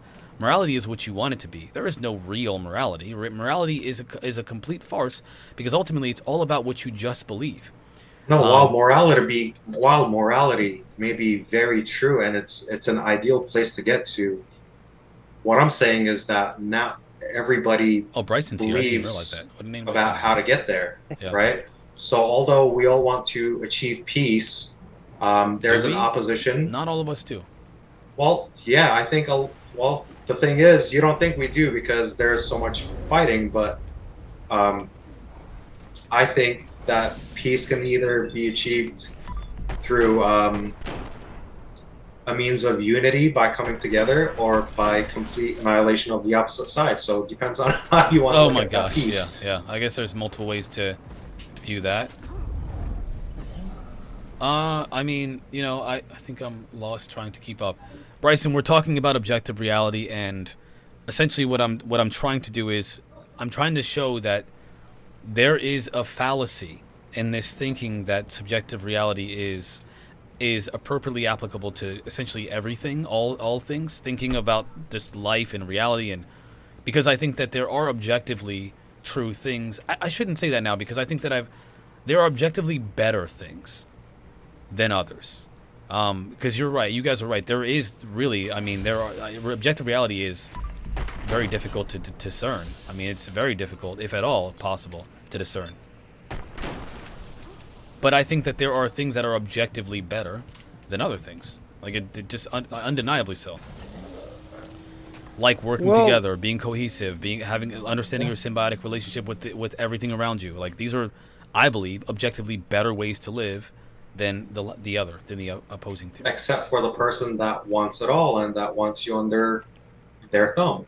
That's one person. What would be better for all? Not just one, but there's people. Yeah, I know. There are a few. Why don't they go somewhere where their values are? Most people in this world believe in the same thing. Love your family.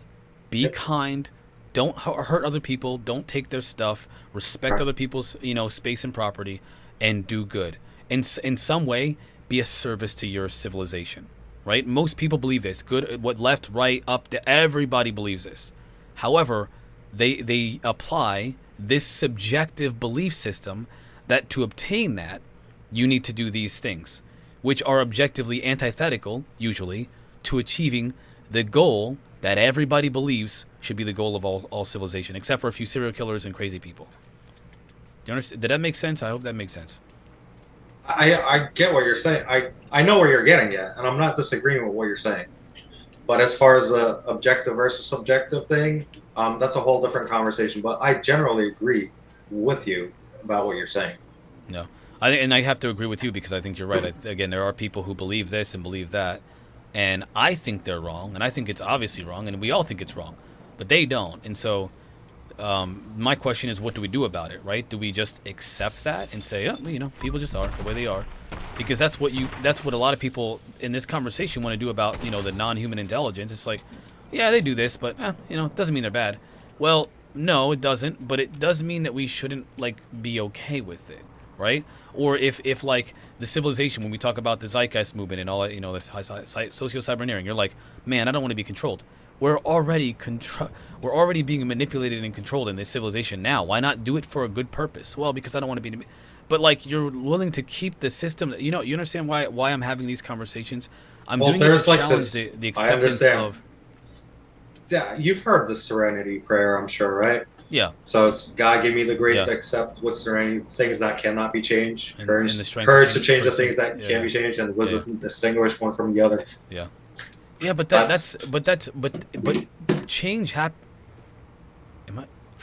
Change happens when you oppose, sometimes aggressively, the status quo.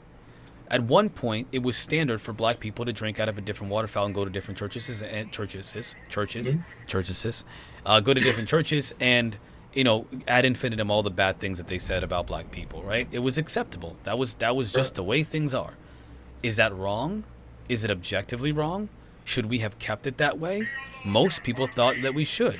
Well, how do we proceed from here then? Right? What do we do about that? I believe we should oppose it. I believe that it is objectively true that most people think that we should. And I think enough people wanted to oppose it, and there was opposition, and I think we had there was opposition by big ass war for it. Yeah, we did. and today, to this day, there are a lot of people who think that war should have gone a different way. If you know what I'm saying. A lot of people think that the way that things are now is bad and the way things were is good. Yeah. Is that true? Is it Make better? America great again. Huh? What? To make America great again. Make America great again. You know, they're not bringing their best, folks. Bryson, holla at your boy. Well, I just think that, you know, you're trying to place an objective view on a subjective experience. And this is from Platonic Zombie. Yeah, typically when you talk about it.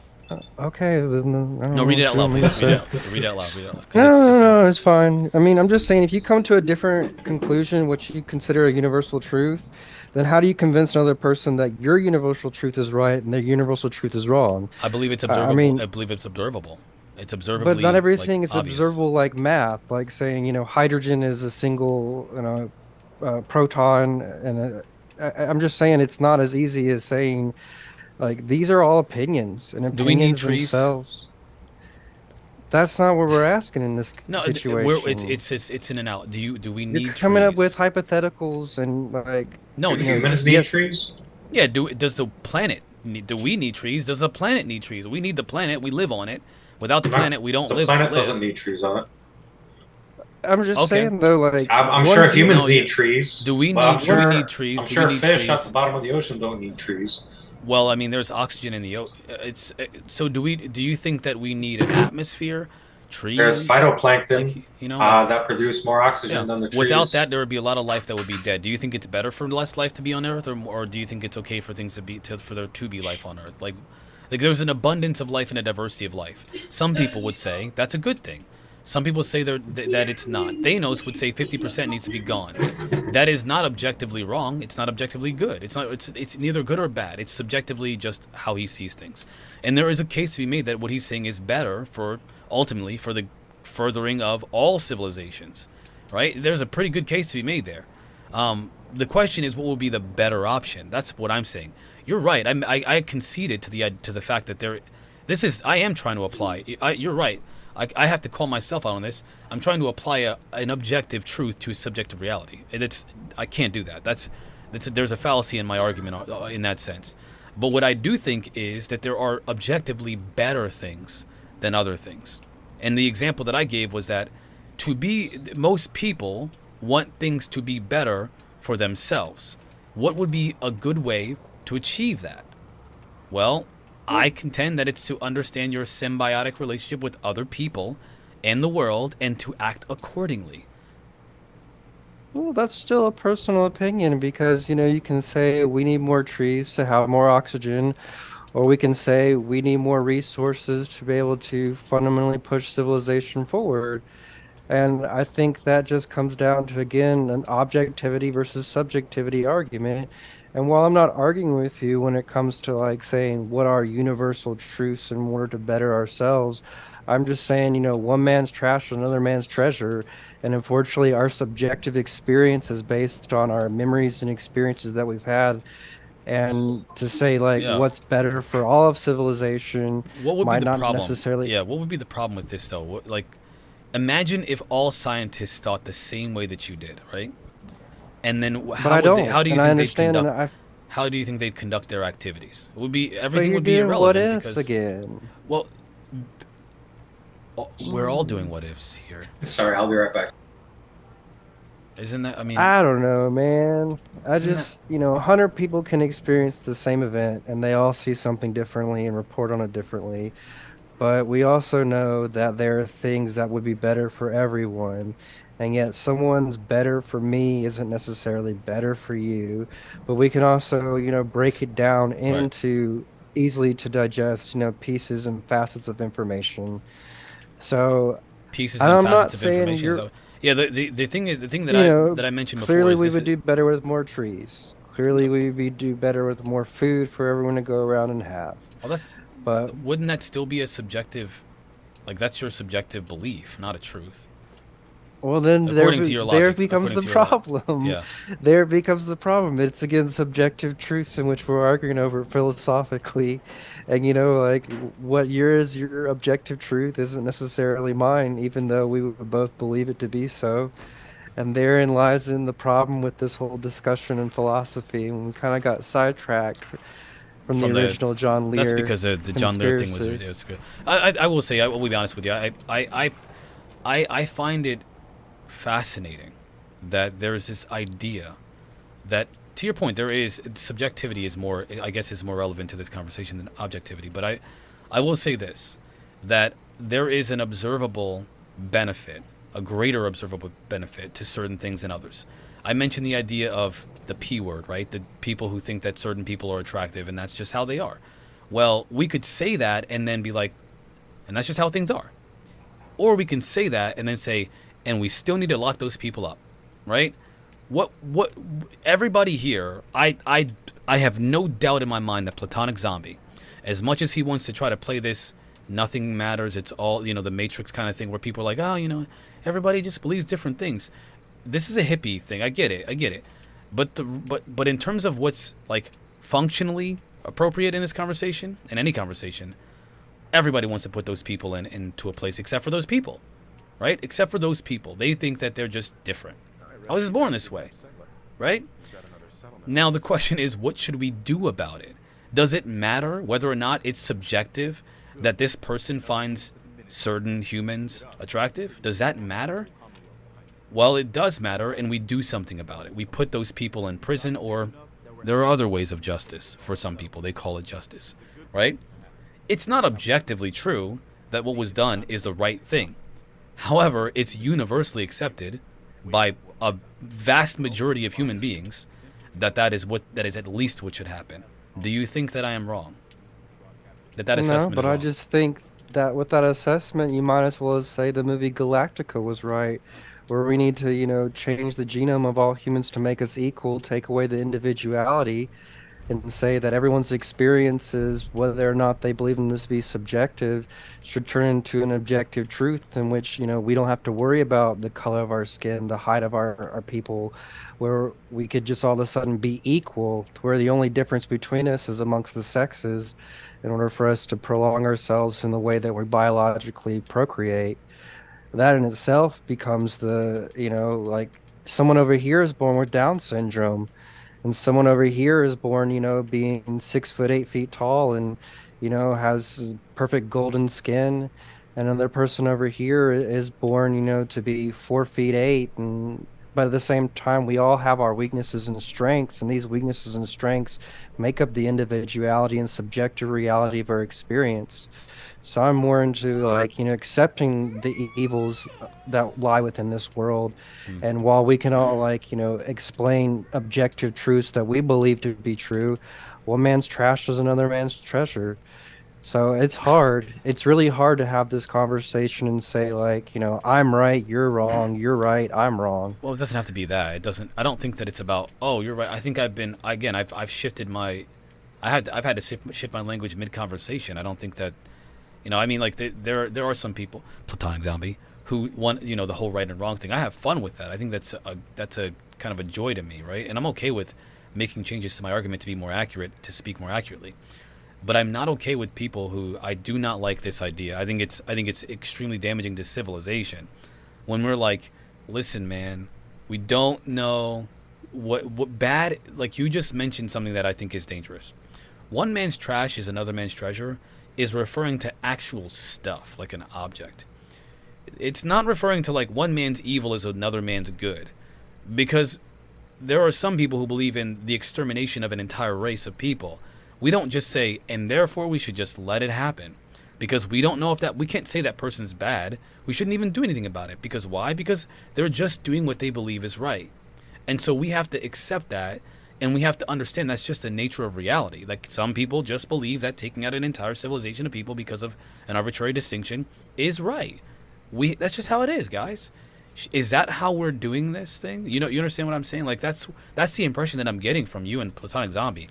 That's the danger. No, I think, let's take my question more to Down syndrome, where Iceland has almost virtually eliminated Down syndrome by making sure that people with Down syndrome are not born. So I think that it's an awful thing, but at the same time, are they wrong for believing that? Wait, how did they do that? Down syndrome, karyotyping every baby, making sure they check the genetic code to make sure that there's not a 23rd chromosome. And if there is, so what in do they doing do so, about it?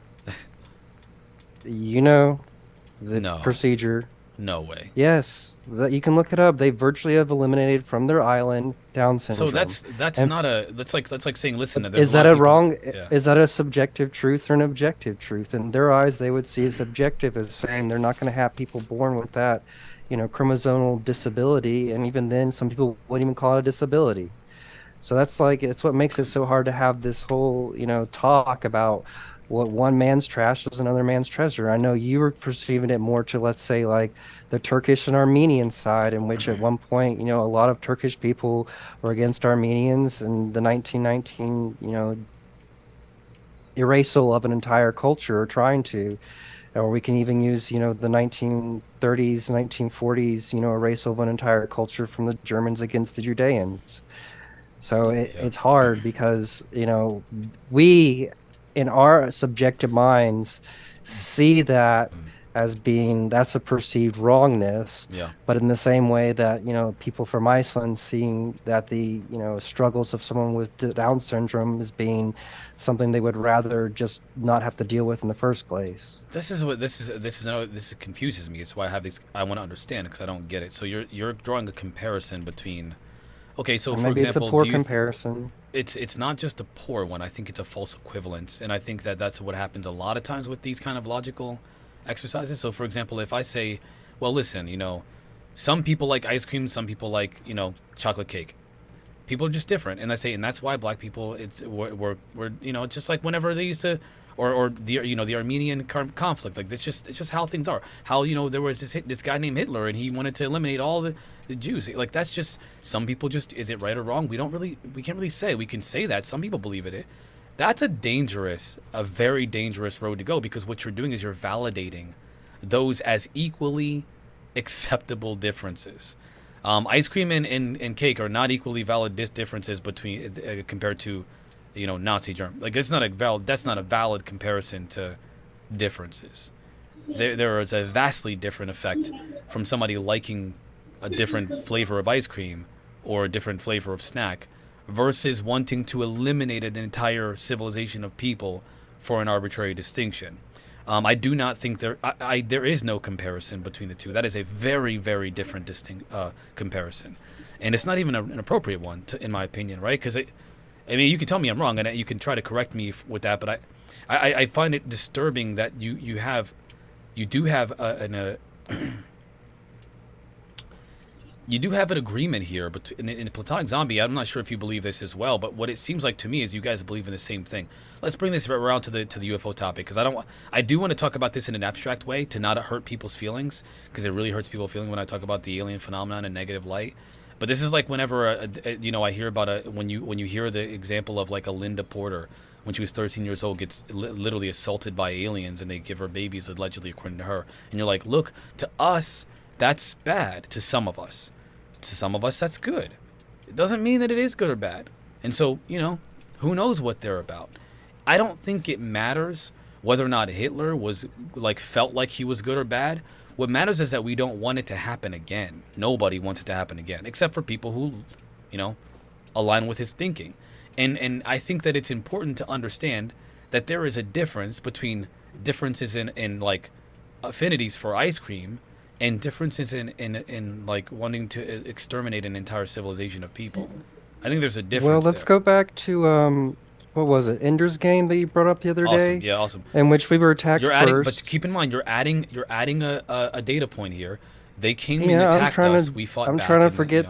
I'm trying to forget about the whole Hitler thing, and I'm trying to move on to the back to the aliens. Science fiction. Where we use that example where in Ender's Game, these kids are trained to fight what they perceive to be an enemy because of what happened before. And by the end of the book, you find out that they actually have been sacrificing, their own people to be able to fight off the bugs. And then when you read the other books later in the Ender's series, you find out that the bugs were just trying to find a new home planet, and that it didn't realize as they were, taking humans out that they learned to live together. I think by the end of the fourth book, Children of Men or Children of the Mind, they were able to, figure out a symbiotic relationship amongst the various species. But I mean, we can go talk about that for 4 hours and it'd be too deep to be. If you haven't read the books, you don't. Yeah. Really know. Well, I mean, you summed it up. I think his summarization is fine. The bottom line is here's my thing, because how should we view that? How should we view that? Okay. Here's an example.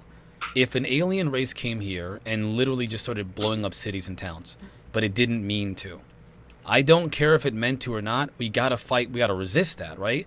If they stopped blowing up towns and cities, okay, great. Let's let them go back to their home planet, maybe build up our defenses so that we don't have that situation again, and just be prepared for a potential attack again. That would be the appropriate response. Why? Because again, we defended ourselves from them and they're gone now. We don't even know where they're from. Maybe we don't know. To actively seek out the enemy and to try to destroy them, this is a military tactic, right? You got to seek out the threat, and you got to make sure that it never is able to fight back again so you can protect your people. It's a military mindset. It's how the military thinks about things, the DoD specifically. Cool, I get it. Should we do that? I think that it would be dangerous and potentially cause more harm if we have fended off an alien civilization and they left and we seek after them. Now we're the aggressors. We are now the aggressors. That could predicate another action upon a civilization that has already displayed an overwhelmingly powerful force. It's a bad idea, no matter what, tactically, right? You would contend that it's a bad idea because, hey, they didn't mean to. Okay, we both agree that either way, it's not a good tactic to go find them, seek them out, and fight them. That's what they did in Ender's Game. That is not what I would never suggest that we should do that. I wouldn't also suggest that we should just lay down and let them destroy our cities and towns. That's just how they believe it. But you would say that we should, because we don't know what their intentions are, right? Up until the day they drop the anti-gravitic nuke, we don't know what their intentions are, and until then, we should just act accordingly. Yeah, but I'm too low in the pyramid. I'm too low in the pyramid to be able to say I know what's going on. I mean, going back to John Lear's statements and saying that there's X number of civilizations out there, each with their own agenda, some positive, some negative, some neutral. It's hard. I mean, these what-ifs are great to talk about, but I still don't know enough, and I'm still learning a lot. You don't when think it you know comes enough to make a distinction about what their activities are and whether we should be okay with them? Even with the examples you've been put forth for the last few weeks, it's hard to say because I still have to believe another person, and that's their subjective reality. I mean, clearly there are bad things So going until on. you experience it, you don't wanna make a judgment. I don't know enough, but I'm okay with not knowing enough. I'm still learning, and I can clearly make statements on what I think is right and wrong. But what's my right, to say what they're doing is wrong when I don't know their agenda? When it comes down to saying, like, well, we're trying to prolong the human race, we're time travelers trying to fix our DNA, we're trying to create hybrids in which we can all become part of, a singular species that's able to share this world amongst each other. It's hard to say because there's so many agendas going on being played in the background. And here I am just trying to, like live my own life. My own life itself has nothing to do with aliens. My own life, it's, trying to find a family, start one, trying to, be happy with what I'm, doing. And I haven't seen, an ending world civilization cataclysmic event go on yet in my lifetime, other than things that were predicated by human behaviors and human choices. So it's hard, we can talk all day about it, but it's hard for me to make a decision in my little, like, my lowly place on the pyramid to say that, I think that's fair. Yeah. That's interesting. That's very interesting, but it's also fair because, again, we are all pontificating about, and no matter what view you take, we're all pontificating about this. Literally, that's what we're just like. We don't know. We don't. I haven't met an alien that told me, "Hey, listen, we're here to kill you." So how can I say they're here to kill me? I've never. As a matter of fact, even my experience with the phenomena, I don't know what they did. I don't know if they hurt me or not because they didn't. Nothing. All I was scared. Maybe the fear was because of myself. How do I know that my fear was just because that's just how I responded? Maybe I was just being a punk. I was. Yeah. You know what I was gonna say. Anyway, so like, there's no telling, right? I think that we can infer a lot more, and that without inference, we will leave ourselves booties up. And I think it's a dangerous game to play this. We don't know. That's dangerous, man. That's how we get ourselves into all problems. The one thing that Lear said that really resonated with me, and this is my own resonation, is after he said 90% of these beings are hostile, and then this is the part that resonated with me, was if they're not hostile, they certainly don't have the same morals that we do. Yeah, that's it. I can get that. Yeah, I can get with that. I can get with that. I keep saying again, I'm not opposed to that. I'm opposed to the non-action, like, and therefore we should not do anything about it. Like, that's where I think the danger lies. It's like, but if we don't know enough, it's kind of like swinging in the air. If we're not, you don't think we know enough? No, I mean, like, well, I think to be able to do something on a mass scale, we don't know enough. Like, we don't have any precautions or defense systems against this thing, and that's mainly the cause of us not having enough information, and that's my problem. My problem is that we don't have enough information being presented to us by those who have the information and are not willing to share it. So I see. That's my biggest problem. That's fair. That's fair too. I think that's where both. Bryson, would you say that's kind of where you are too? Like, you're like, look, man, there's not enough verifiable information to determine anything right now. Yeah, I think we're still, the Stone Age Neanderthals of the galaxy, at least in our perception, because we only know from our own human perspective. So to say whether or not, I don't know what's going on, man. I wish I did. I want the truth. I want to believe. You don't like you guys don't like hypotheticals. There was a guy named Phil Snyder who said, we can talk about data. Phil Snyder said that there's a war going on underground. And by the way, Phil Snyder has been parroted as a valid person by many people in ufology, including Ross Coulthard and others.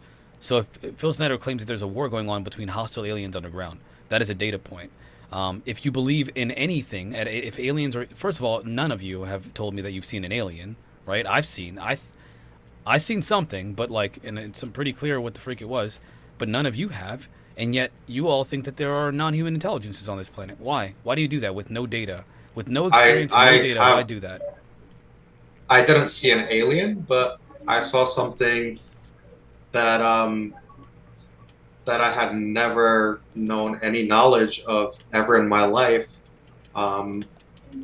before this incident. And the research that I did after proved that it existed and it was true. It wasn't an alien, but it was a god or a spiritual being that a lot of other people worshipped. Wait, what? Say that again? I didn't catch that. I didn't quite catch that last part. So I had an experience. Right? I had an experience, and it was on entheogens. And the experience that I had was, I'll give you the short version of it this time because it's a really long story. But I had a near-death experience, and I saw something at the end of that particular thing that I didn't know what it was. I thought it was God because of the way in which it presented itself to me, and then I had no idea what it was. And then for years, I looked up this thing to try to figure out what the hell it is that I saw, and through many texts, through a lot of research, I kind of got the idea of what this thing was because it existed in a lot of different cultures without my prior knowledge. So I don't know. That's I mean, for you, I but I believe mean, in for Bryson, I believe in it's NHI. Yeah, But 100%. so But I'm that's how saying I you've believe gone, in yeah. non-human intelligence. But if you include the into the scope of NHI, spirit beings or gods or whatever you want to call it, yeah, I've had experiences. So that actually shaped my whole reality of how I see things now. I appreciate you sharing that because I did not know that's how you came to your. So your model for understanding this phenomena, for even accepting it as a phenomena, is what you described. If you were to take that model and apply it to, I don't know, I mean, how do you investigate the phenomena? So does any other data besides your own, do you consider any data valid and credible aside from your own data? Of course. What data would you consider valid and credible? I mean, I also had the thing that I told you with like the orbs off of Monterey, California. That one light coming out of it, the other light, and then buzzing around and going back, which I had mentioned before. That's my UFO experience. But I've never seen an alien. I wouldn't say I saw an alien. Yeah, I've seen lights in the sky. I mean, from the Brown Mountain lights to a couple times where I saw things that was only for like, a second, 2 seconds that zipped across the sky that were clearly not asteroids or meteors. I always forget them, which ones are which in terms of, Perseids. Clearly not that, and I can't explain them. So and I can't even say if that's non-human or if it's human, ARVs. So that's always, like I believe there's something more to the phenomenon. Do you think there's non-humans though, like aliens? Do you think there are aliens? That would require me to believe other people, and I want to believe. And because I can't objectively say whether or not they're telling me the truth or just telling me their own personal truth, it's like saying, I believe Dolly and Preston, but also I believe what they believe, but I don't necessarily believe everything they say to me is true. So that's hard to say. What about Phil Snyder? I mean, that's another, because he's saying such fantastical things, but they sound like, you think they're less fantastical than Dolly? No, not necessarily, but because I've heard Dolly in person, and maybe it's the same as saying, if I were to be watching a talk by Phil Snyder back in the day, maybe that's the same feeling. Maybe that's same opinion that I should have about both people. What about David Grush? I feel like I can believe David Grush more because he has so much more to lose. even though let's just say Phil lost his life over it. Do you think that he's misperceiving the nature of the phenomena? Misperception? No. Is he clearly talking about something that he has encountered himself? Maybe, but not necessarily. And to say that he's wrong about what he's brought forth under congressional oversight and to his superiors in the intelligence community, clearly there's something there, and he has so much to lose by even coming forward in the first place. So that gives me a hope that what he's saying is something valid, if that makes sense. Yeah. I believe the accounts of, I don't know all the accounts that Bresh has been told, but I believe that people are giving him data points, and the thing is, it goes back to wait, you believe people are giving him data points? To Grush? Yeah, I mean, like, he's talking to people, and that's he doesn't have first-hand experience, right? Well, what is first-hand experience? What do you mean, like he's never touched like he hasn't before? Correct. So people are versus Fravor, where he's experienced the craft because he saw it. Like, those are two different things. Yeah, and, you think that it's less credible that he's heard this information, or no, equally? No, that's not what I'm saying at all. I'm saying that people have probably given him data points, and although most of those data points, I don't know what those data points are, but if it has to do with the existence of these things and how these people perceive them, it's very credible. However, being that the data points that he's being told are being presented by ex-military people, you have to also think of it in a subjective term. In subjective terms, where military people are more likely to conceive something as a threat versus how a civilian might see it. I mean, these people are you're inferring that because he got this information from a military person, that they're seeing it through the lens of defense versus seeing it from the lens of an objective truth. Meaning that there's no objective truth. I'm sorry.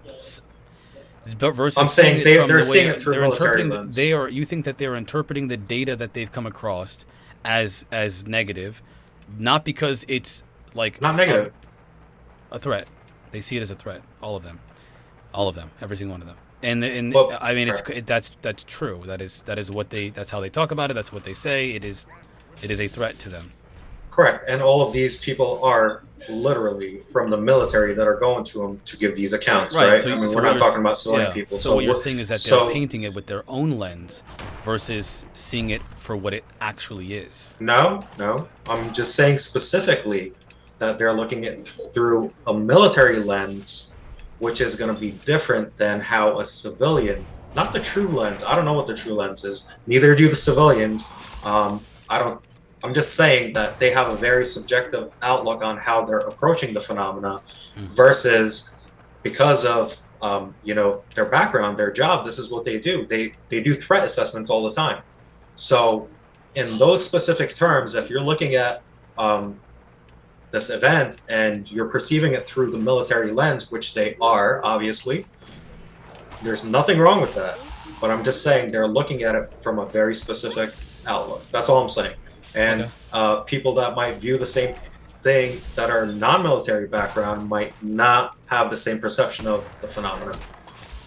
It's just a distinction that I want to make. That's not to say that what Grush isn't saying isn't true. I'm just saying that it's coming from very specific people.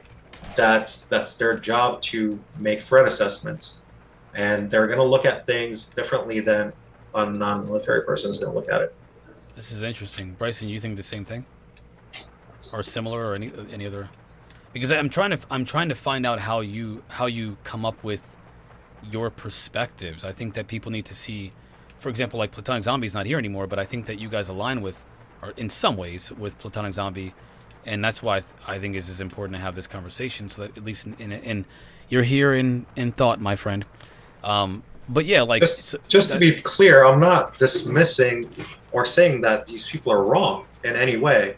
I'm just like making a very specific statement about why I'm how they're looking at it. That's why I'm asking you better questions, because I think that to say that, oh, you don't believe them, that's not what you're saying. You didn't say that, and I'm just saying they're looking at it through a military perspective. Should they? Through that Do you think they specific should lens. look at what? They have to. Yeah. That's who they are. Right, but what if a civilian saw? Do you think that if you saw what they saw, you would see it differently? Because you're a civilian. I don't know. I used to be in the military, so I might have. What if you're just a regular? What if you're a mom? A mom just sitting and you saw what they saw. A dad, it's a really scientist. hard to say. I really don't know what they saw. If I had a specific instance, then I could give my perspective on it. But I really don't know what they saw. But I do know whatever they saw, they are looking at it through a different lens than most other people. When David Grush said he saw the phenomena hurt human beings, including killing them, and that it was very disturbing, quote, very disturbing. Do you think that that was his perception because of his military experience, or do you think that it would be like universally accepted as very disturbing? Probably it's very disturbing. Yeah. I could go with that. Okay. And would it then from that because he said this is not hypothetical, this is what he said, because I know Bryson's like, well, we're making up hypotheticals here, we don't, let's look at the facts here, the data. That one inference that he said he saw something personally, right? And I don't know, was he looking at a film or like, because I know he specifically said that he doesn't have first-hand experience with the phenomenon. With craft. He didn't. I think he drew to be careful, because he didn't say I didn't see aliens. He said he does not have direct knowledge, like first-hand knowledge of the data that he's presented to us. That's a very important distinction. But he also said that he doesn't have first-hand experience of EVE, is what he said as well. Of the aliens, but that doesn't mean the craft either. What does that mean? He has seen picture evidence of it and video evidence, because he's mentioned that. Right. So from his perspective, like if he saw on film or photographic evidence to suggest that an alien hurt humans or human craft that had humans in it, yes, I mean he's gonna say what I saw was very disturbing. Obviously. Yeah, but that doesn't mean that it is bad. That just means that's his perception of it. Technically, I mean, because he's got that analyst mindset, right? He's ex-military. If you will, he's got the analyst perspective of this thing. If he thinks about it from his perspective, and he's also got a physics degree and stuff like that. So this guy's looking at it from that perspective, and therefore whatever he comes up with, it's going to be painted with that lens essentially. And that's not a bad thing. I just want to make that clear. That's not a bad thing.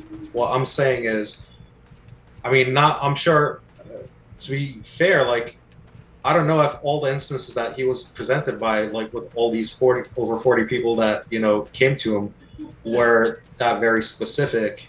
I don't know. We don't know. Nobody knows. Yeah. But I do know that he's in the military, and I do know that people came to him and presented facts to him, and I do know his job, his job outlook is to, just by the nature of what he does, that's how he's going to see things. That is not to say that he's wrong, but I'm just saying that people in the civilian world might see things a little bit differently. That's all I'm saying. That's what I wanted to. So that's what I kind of wanted to get at. Is this one thing here? I personally don't think. I think that if you look at a bad thing and I look at a bad thing, we can both say that's bad. And it's like if we saw a school of puppies or whatever, like a litter of puppies, and somebody literally ate them with no seasoning, all right, alive after they were born, we would not be like, listen, I see it as bad, but like maybe there's a guy in Afghanistan or China who's like, hey, that's delicacy right there. And so we should really look at this from a different perspective, where we're not just like assuming that this guy is bad. We should really look at this from the perspective of, well, he just kind of perceives it as that. And you know what I mean? Like, how far do we go with this subjective perspective here? How unfortunately, when we're not being presented specific data, we have to go by the words of other people, and that's what my problem is. We don't have enough to go by, as far as like, they're not telling us. They're just not telling. They're not letting us know what is going on. So it's always going to be like, a lot of people say, it's, there's data to suggest both, like we said, and there some of the data points to some very bad things. I'm not denying that. but you also have to take into account where the data is being presented from, and the mistrust of certain people because of the association of their job, their position in government, etc. And a lot of people have that. That's kind of why we mentioned about. That's why we did this whole Jeremy Corbell thing, because I felt like, by extension, right? If Jeremy Corbell is suggesting that this person can't be trusted, by extension, then how can we trust anything that anybody says that's similar to what this person said? It kind of ties into that. Yeah, I think it casts. I mean, Bryson, let's get back to that this whole. If you're here, I don't know if he's still here or not. But let's get back to that and let me ask you, what do you think about the Jeremy Corbell and Georgia Knapp conversation about John Lear? I think that at the end of the day, they listened to John Lear. They heard what he has to say. They don't believe everything, just like we don't. But what he has to say is good enough as evidence from, say, the perspective of a David Grush, that they are willing to believe enough of it to say, well, maybe he's not wrong. And maybe he did experience things, and maybe someone did tell him something that was credited and valuable. I don't know enough to say with my own opinion whether or not John Lear is just full of it, or if what he has done is sprinkle kernels of truth amongst a field of lies. So that in itself, I felt like that their interview, watching the whole Weaponized podcast, was almost like a love letter, but they did have critical thinking caps on to be able to give their opinion and their subjective way of looking at what he had to say. I'm learning quite a bit. This is interesting because I feel like I'm understanding the consciousness of the general public right now from having this conversation. I keep wanting to know, how do people, like, how would people come up with, like, what they think? Whose testimony I believe over Grush, not over, but more like, so. I'm more so than his is Fravor's, because his encounter is basically corroborated by his crewmen, But the squad that was you up don't there. feel the same way about Ryan Graves? Graves, no, it's not that I don't believe him. I just know that because there's more corroborative data that I don't know. I mean, from what Graves said, that was firsthand experience. And if in the public space there is radar evidence to corroborate his story, then I believe him even more. But I know in Fravor's case, there's the Nimitz, there's one other aircraft carrier, there's radar, and there's flight evidence, like the video. So there's like 4 different things pointing at the same thing, plus his version. None of which we have access to, though. We have none of which we have access to, except for that. We have access to one. Yeah, two actually, his own, and correct. But his thing was like his experience was not at all hostile. You got to keep that in perspective whose wasn't too. Hostile? Fravor's. They didn't attack Fravor. He mirrored the same maneuver. The Fravor UFO considers it a threat too, though. He considers it a threat as well. He said possibly. In the congressional hearing, at the end they asked them, he said possibly yes. Have you heard his Lex Friedman conversation? I'd have to take a look at it. Take a look at that. But again, it could be hostile. But from what we saw and from all the stories that I watched them on Rogan years ago, and he never said that this thing was hostile in any of those interviews prior to this. So he said basically this thing was mirroring him, and it was acting, and it was very curious and mysterious in nature, where the maneuvers that it pulled off, and the cap point that he went to, this thing was ahead of him already. Like, things like that are very, very interesting, but that doesn't necessarily, like, I didn't get hostile out of that. And his data is a lot more suggestive that it was not a hostile situation. They never engaged it. Yeah, if you and they take said they that saw one, these things out if there. you only take that the congressional hearing, but he's been out in the, and by the way, he did say that that there is a potential for hostility. But in another interview, he also said that there is an obvious act of war. He considers their actions an act of war. Dracul is saying the same thing that I'm saying, is that it had the capacity of being hostile, which means it's hostile in the military world. Yeah, which is exactly what I'm saying. So that's true. Yeah, that's what I'm trying to find out, how you guys come up with your what you accept as plausible understandings of the phenomena, and also what you perceive as good data. So you say that Commander David Fravor has the most credible testimony because of his firsthand experience. Not that the other ones aren't credible, but if you were to weigh the value of credibility, he would, because he's seen them. He's got firsthand, essentially firsthand experience with it. How can you deny that? I'm with you, right? Plus the video, right? Plus the video. What about David Grush saying that he knows of 40 of those people, even with even more damning evidence, more explicit evidence than what even David Fravor has with his experience? People with another experience that says they got bodies here. We've seen the bodies, right? We've seen the craft, the bodies, we've touched, we know them, we've worked on the technology and the science of it. Do you think that testimony of the people that David Grush knows is more credible and more compelling than what even David Fravor said? No, and only because I don't have that data was not presented in a public way where people could actually view the data. So as far as the credibility goes, I'm gonna have to go with scientific videotape and other corroborative sources that versus something that you might have seen. You don't have access to. I don't have access to. Yeah. If I saw the data with my own eyes, I can make a judgment. But as far as the credibility obviously is gonna mean more sources, more data, and that's it. Okay, and data to you is like you need firsthand witnesses speaking in public, along with corroborating data that they can show you that proves what they're saying is true, and then you'll accept whatever. Not necessarily accept, but I'll weigh it more. Obviously, more. Okay. Right. Yeah. I think that's. And I think that's how the public is too, right? Yeah, that's it. Well, yeah. I think most people want data. They want to see the photos. They want to see the aliens. They want to hear people that said they've seen the photos and the aliens, and then show us. They don't want to hear someone say, "I saw something with no data." Well, where's the data? Prove it. What are you talking? Like, how do I trust that? I think that's fair.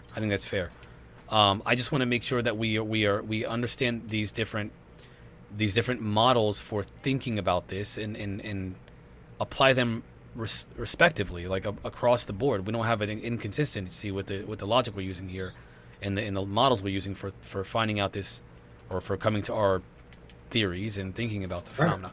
I would say that my perspective is I do believe in inference. I think that there is a monumental amount of data that tells a pretty clear picture about what's happening right now, and there are scientists who have told us that there are certain truths, or at least perspectives, that are credible to take about the phenomena. Right? That's where I am with this whole thing. And I respect that. Well, I mean, thank you. I feel like there, my thought about data and stuff. I still don't think we should get rid of inference. I think that inference is the only way that we can discover the truth about this phenomena. I think that without inference, we will be left vulnerable to a reality that we will be subject to without our awareness of it. I think that if we're willfully ignorant of things that are evident by inference, strong suggestions of inference, then we are being essentially, in my opinion, we're being willfully ignorant of a reality that we all are facing. We're all facing. We're just not experiencing it at the same time. We're not all experiencing abductions. We're not all experiencing UFO sightings. We're not all getting the first-hand witness data. We're not all getting that. But who is there? Is there anybody who is? Well, the answer is yes. Those people have been directed to members of Congress. Those people have been directed to the Inspector General, and as a consequence of that, there's legislation that has been written. Well, why would anybody write legislation about non-human intelligences? Who's saying it? What do they say about it? You know, like by extension, we have according to the people that have caused things to happen, we have a potentially hostile, at least one, race of non-human intelligences that is on this planet, engaged with our military pilots, and there's nothing we can do about it. That is a truth based off of inference, based off of the people that we are talking about right now and what in their comments and the data they presented. That is something you can strongly infer, with a pretty strong degree of credibility, I would say. Sure, and if you have that law without having to, even if you have that law with the eminent domain, right? Right. And even if you don't believe it, it doesn't hurt anybody to have that law. At the end of the day. Right. Yeah, true. You know what I mean? 100%. Yeah, the question is why? Well, we're not rejecting the law, right? The Congress people are, but when it comes to what I think is important in terms of viewing, if we view this is what I know I scared Gayoki away with this one, but if we view this, and you guys here, if we view this from a benign perspective, I think that is not very good, man. That's not good for anybody, especially just like all of us. We should not think of this as benign, as interpretable, as subjective, because if there's a bomb in the city and it's going to blow up and destroy all of us, we don't say, well, you know, death to you may be bad, but who knows if death is what people want, and so we should just let it happen. That's the impression that I get about how all of these things are being viewed by by you guys. It's like we don't know if there is a bomb in the city. God forbid, if there is a bomb in the city, then I am 100% saying we should do something about it. Yeah, but why? Because it's not an inference to whether there's a bomb in the city. Yeah. If there's a bomb in the city, well, we should 100% do something about it. That's actually a good. That's a. But if that's a there's a good couple of distinction. people saying there might be. Yeah. That's a good distinction. No, that's a good distinction. Thank you for that. I appreciate that. Yeah, you're right. I mean, I think that when it comes to that, that's where my argument is faulty. That's exactly where my argument is faulty, because I believe in inference. I'm not afraid to say that my position is based off of a lot of inference. I'm not afraid to say that because for one, I've told you why I think what I think. It's not just because, I read a book one time and it said that aliens are going to take my booty. There's a lot more information to suggest a lot more things that are more explicit than that. A lot more. Like a stupid amount of information. Yeah, I mean, there is a lot of inference to suggest that there is a hostile threat by these beings. There is. I'm not saying there isn't. And I totally get where you're coming from. We just... What should we do about it? What should we do What about can it? we do about it? Like, what I don't know. I just think I think that aware... What Bryson, were you going to say something? Was that you? Or am I tripping? Is that... I was just going to say, I mean, okay. Gary's belief is that, not to put words in his mouth, is that he's going to need Beetlesorp to come down and knock on his door for him to be able to, give 100% into the phenomenon. Yeah. That's, again, I can't... he's going to need the crafts in the sky right above his house, ready to do something for him to be able to be like, I believe. I kind of feel I think he's just fascinated by the subject enough to, continue to study it. I feel like that's dangerous. Like, for example, when there's weapons of mass destruction, Iraq War. Who said that? One person. Right? How do we go to war based off of one data point? Well, the intelligence community, along with Shaney, exactly, right? But do you, when you, in retrospect, was that the right thing? Was that the right thing to do in retrospect? Again, the intelligence community. No. Because so a human being once said that water is good to drink. Oh, guess what? A human being said that it's bad. So, hey, it came from the human being. So, should we ever trust human beings? We can do that, but ultimately, the intelligence community, their job is to collect intelligence on our enemies, and of course, obviously, for the protection of and the safety of the nation. Do we reject all of them because one of them did something bad, or do we look at the intelligence? Are they a monolith? Because David Grush is from the intelligence community. Just to be clear, like where do we draw that line to where it's like, well, and I feel like what we're doing is, and this is what I don't just feel this way. What I hear a lot of times is, listen, if people mention that we don't know and we shouldn't be, we should just like, hey, we don't know what it is, then we should believe them more. But if people say, listen, I literally just saw an alien war underground, we should be skeptical. It's the same thing, but one is accepted and the other one is not as a plausible possibility. That's with what the I think Schneider is really... thing. I've heard people say that he lost his fingers way prior to when he mentioned it. I've heard about that too. I've heard a lot of things. But what do we believe? I don't know exactly. So I would love to, say, wow, Schneider, if he really saw this and there's like all these things, it makes up for like a really, really good story, and it fits the narrative of certain people. But if it is true, well, if it fits the narrative of certain God people, bless him for letting people know.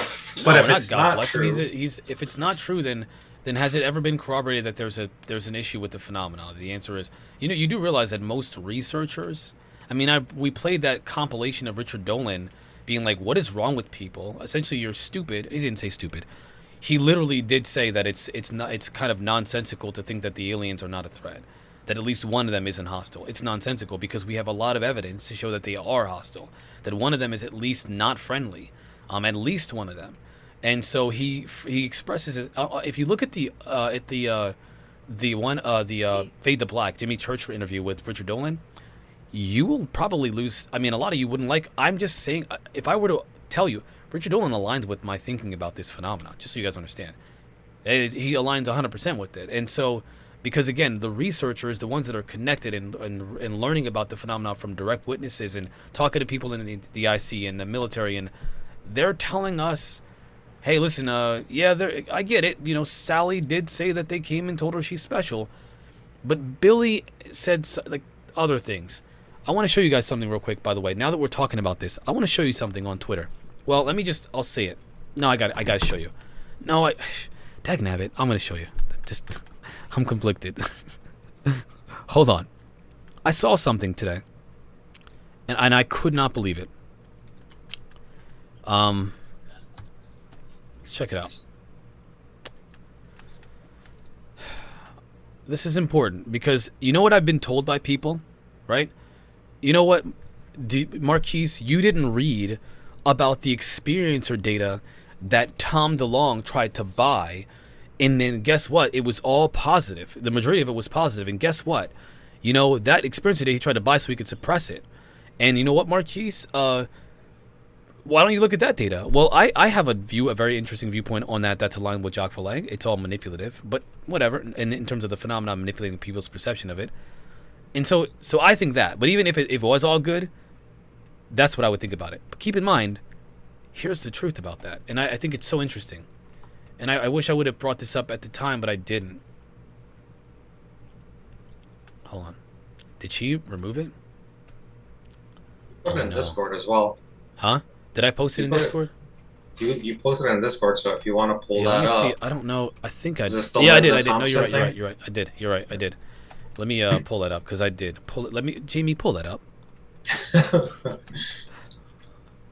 Oh my gosh, I gotta sift through this. Hold on. It's not that far up. Wait, you don't have a Jamie? I don't have. I am the Jamie. Who's your Jamie? Me. Hold on.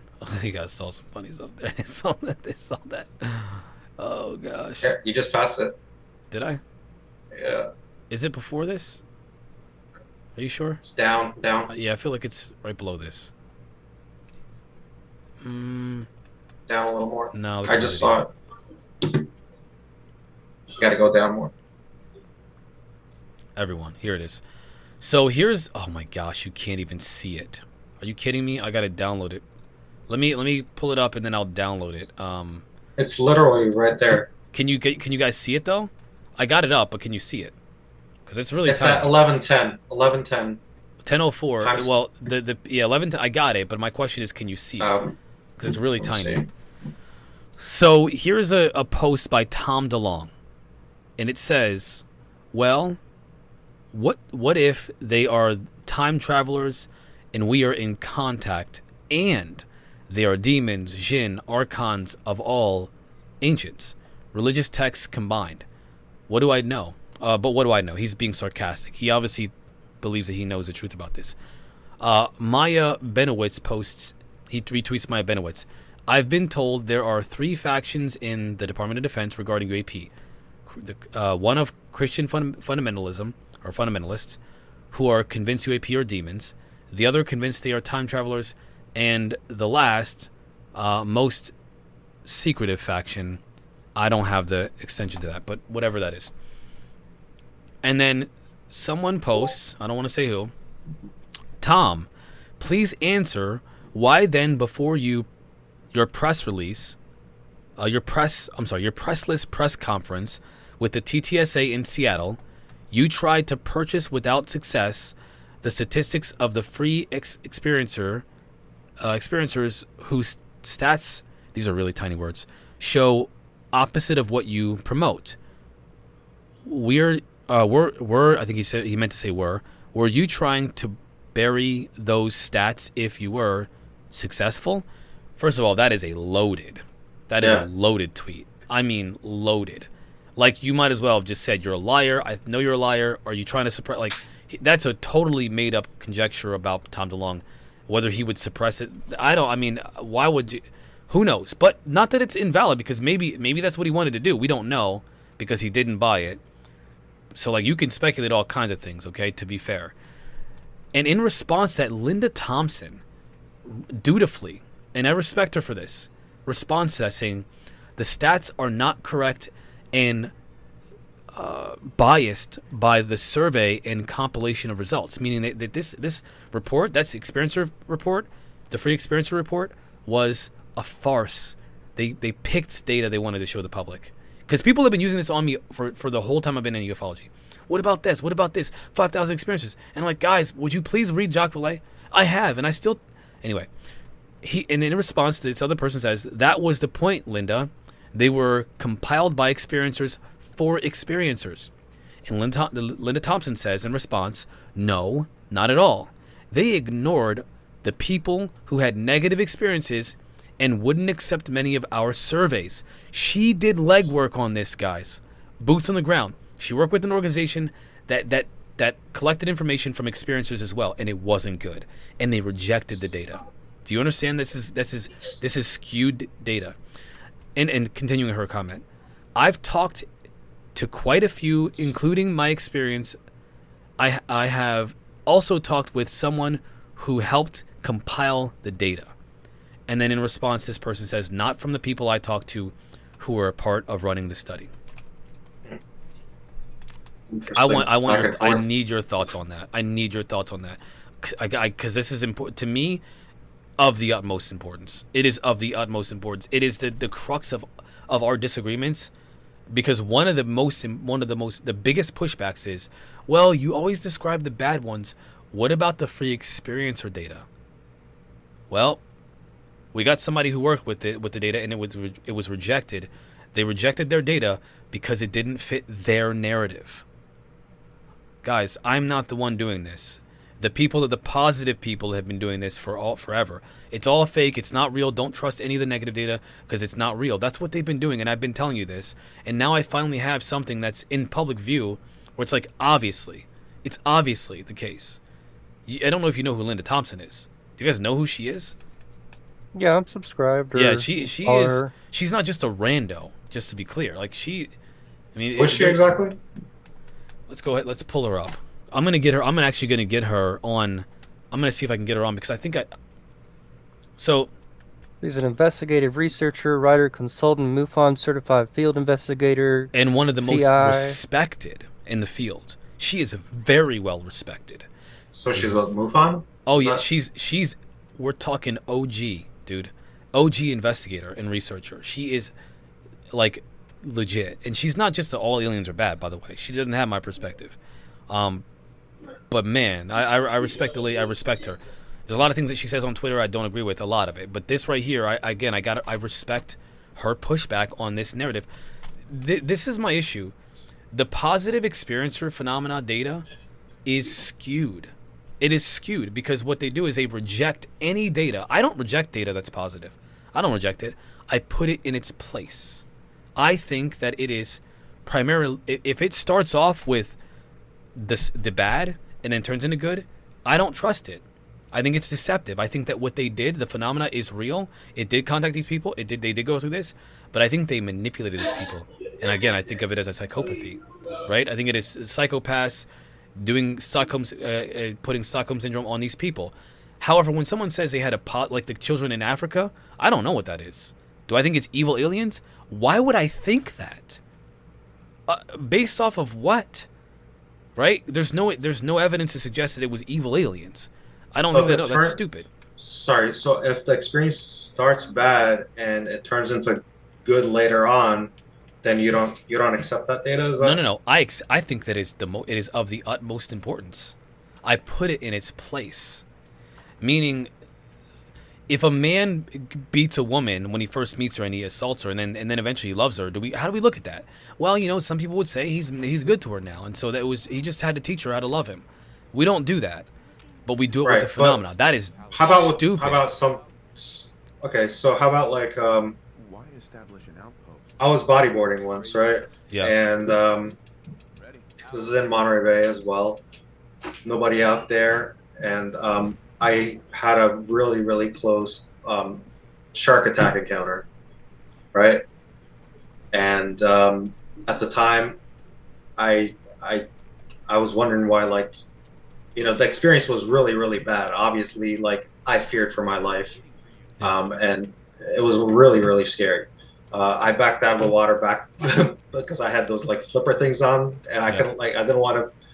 Anyway, so I had a really bad experience. But when I look back at that experience, which was initially like a very, very bad experience where I could have got eaten, I came to terms with that, even though the experience in itself was bad, that sharks are part of the ocean, and this is like I was in their territory, so to speak, and it's to be expected. So my view changed from a bad experience to like a learning experience. Yeah, but what if they were luring people into the ocean to eat them, and they only ate some people, but like that, but they needed to do that for hunting purposes? No, but I'm just trying to parallel it to like a person could have a bad experience to start with, and then it could turn into not a bad experience without them having the Stockholm syndrome. I think that my example would be a more appropriate example because sharks cannot again, we're talking about mating here, right? We're talking about mating. We're talking about assault. And we're also talking about the idea that according to the experiencers, you like what? Figure out which makes you. Okay. Sorry. 1 second, Jody. I'm gonna talk to you here in a second. We're gonna address that. We're talking about that kind of experience. We're not talking about nature and like survival. We're talking about like they don't need to do that. They're doing it for a purpose of some kind, and because they've been existing. If they're a civilization, they've been existing for before we ever got here. I mean, we believe some people believe they're from billions of years old, millions of years old, even if they're thousands of years older than us. They're definitely older than us. Their technology is obviously better than ours, obviously, right? So they're more developed in technologically, which means they've had more time to figure those kind of things out. That would be sciences. If we were just to do like the reductive baseline understanding of what this phenomena, is capable of and stuff. Okay, so there's that.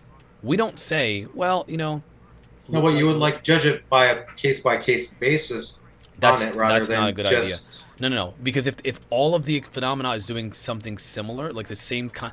If all sharks ate people, all of us, we would see sharks as an imminent threat.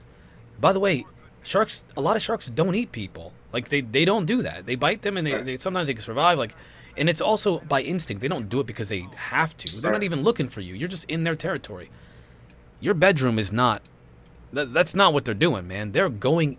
If a shark jumped out of the water, snuck into your bedroom while you were sleeping, made you think it was a bunny rabbit, and then, banged... But that's the nature of a shark versus the nature of something else, that's right? Correct. And so the nature of this phenomena is, by its nature, it is problematic.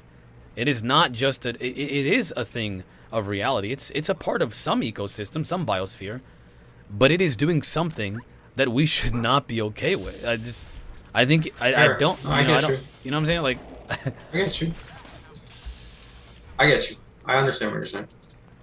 That's why I think that the argument that like we should look at this subjectively, some good, some bad, you know. I think that it is like universally accepted. Nobody wants someone to come into their bedroom, terrify the crap out of them, trick them into believing that there's something else, or just show their full whatever, take them without their permission, conduct painful and like sickening experiments on them, and then leave them back in their home with no explanation, trauma, as a lifelong trauma. You understand? Like I hate doing that. I think it's so redundant. But the like, ones that have the positive okay. experience alone, you also take into account as well, right? Like if they didn't absolutely, 100%. So for example, if my grandmother once said she saw a light hovering above her bed, and she thought it was an angel, what was that? Do I think that was bad? No. Why would I think that?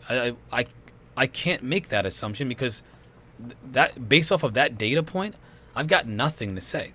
Now, if my grandmother said that a light came above her bed and turned into a tall white dude with blonde hair and blue eyes and said he's from Zeta Reticuli and that he loves her and then started banging my grandmother, I'd have a different conversation about that. Right, but what if he wasn't banging your grandmother? Like, but what if a light being just happened to show up and said, you know, this is who we are, and like had a conversation that would go into the realm of a positive experience, correct? Mothman prophecy, the Mothman prophecy, right? That is a positive experience. Why would they do that? What purpose would you come down here, tell one person all these things? By the way, they lied and deceived him. Even he said this. Why would you do that? Why would you do that? Why would you play tricks on this person? But you're not asking, right? But I'm saying the positive experiencers, like when they have a positive experience, whatever the reasoning is, if they had a positive outcome out of their encounter, you still have to take that into account. Yeah, of course. Okay, so here's my. Whether it's an alien or an angel. If it's only positive, I think that's a different phenomenon, man. I mean, I think it's the phenomena, but I don't think it's the same type. I think there are different types. So, like Dolly, there are people that say that Jesus comes to them in the middle of the night and then heals them. What did Jesus actually come to them? I don't know. Do I think that it was a hostile thing? No. Why would I think that?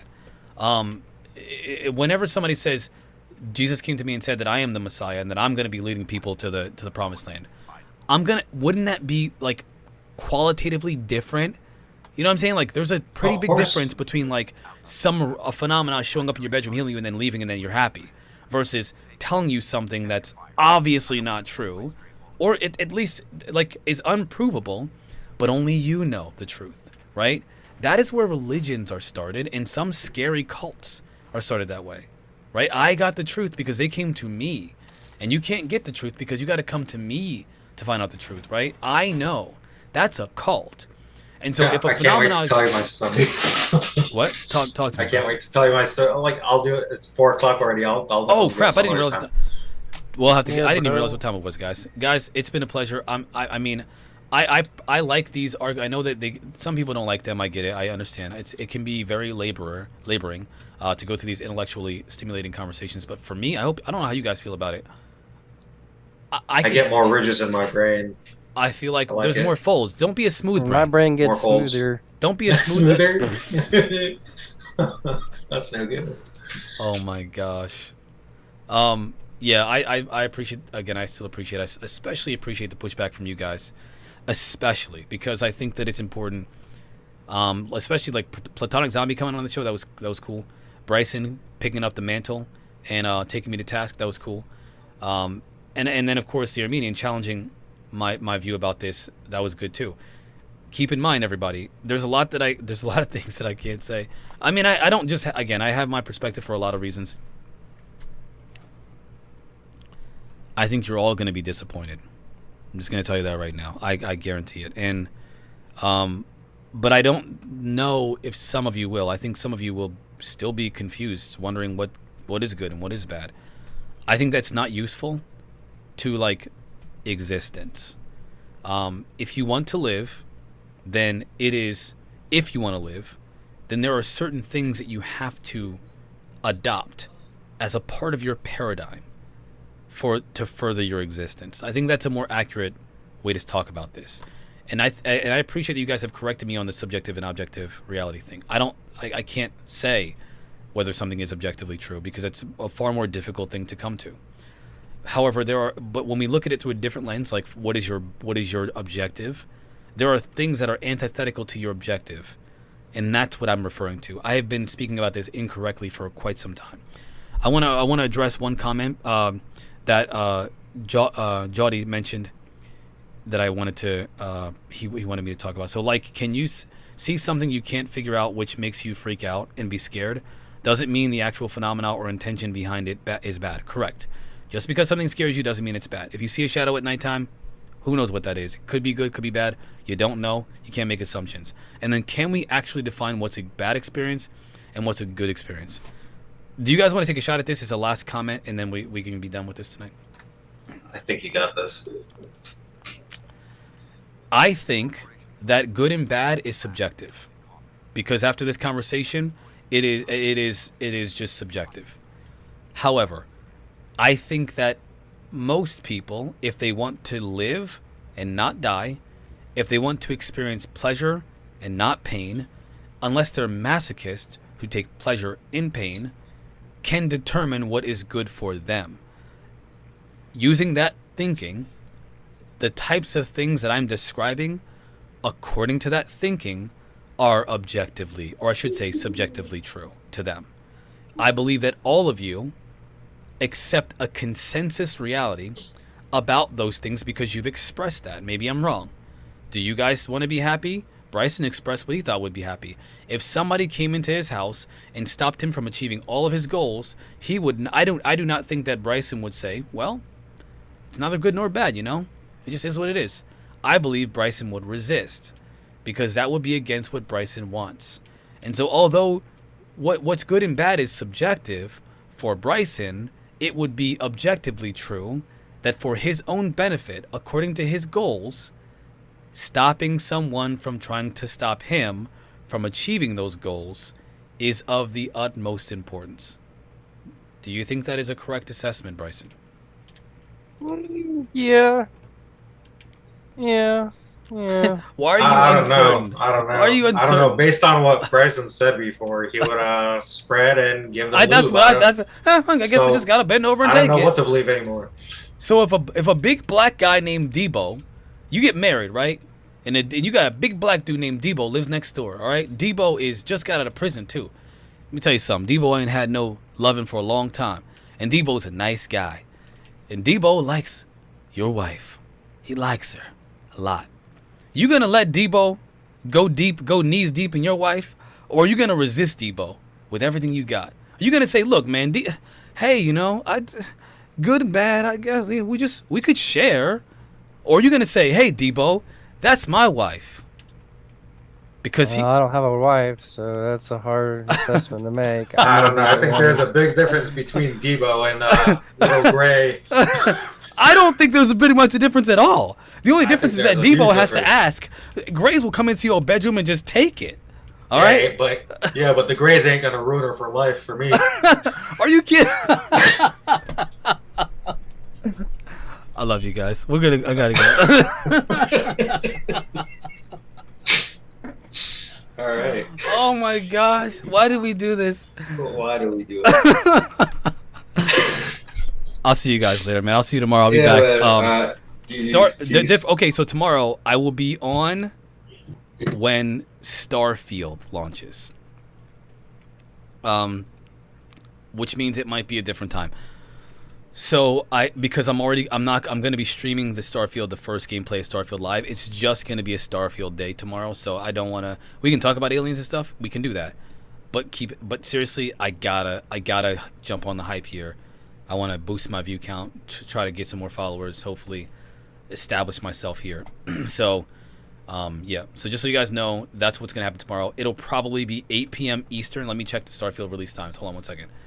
Starfield That's release. correct. Is it correct? So Yeah, I I'll be checked earlier. 8 I'll p.m. be Eastern. streaming 8 p.m. Eastern tomorrow here, okay, for 4 hours, which means I'll be doing this from 8 at least until midnight, and then I'm going back into my comfort zone and playing Starfield all night long. Yeah, all night long. All right, my guy. Thanks, Bryson. I appreciate you, man. Later. Peace, brother. Ladies and gentlemen, that took a weird turn.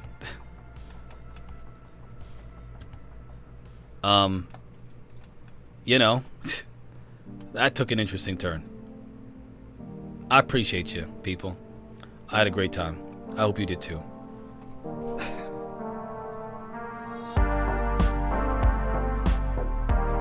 Could link me the channel of UAP footage? Yeah, man. Hold on. I'll send it to you. Hold on 1 second.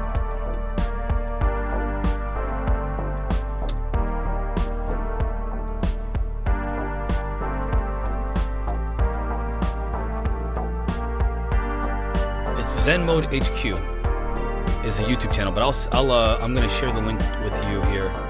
He's got a lot of stuff. Just you know, beware. There's a lot more than just UFO stuff here. A lot more. So, you know,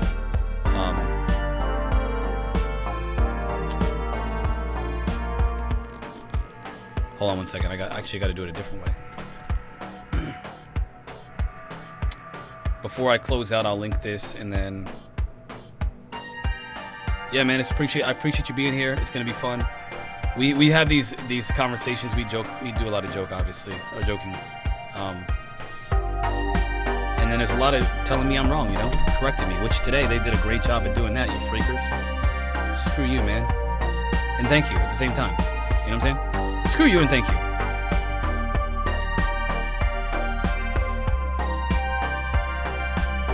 Simultaneously. I'm gonna get into the chat. I'm gonna share this with you, and then we'll... There you go. It's there, my friend. Ladies and gentlemen, it's been a pleasure. I appreciate everybody being here. If you haven't already, please like the video. If you're on YouTube, like, subscribe, all that good stuff. Even if you didn't like it, still like it, please. I'll post the Discord here in a second. Give me 1 second.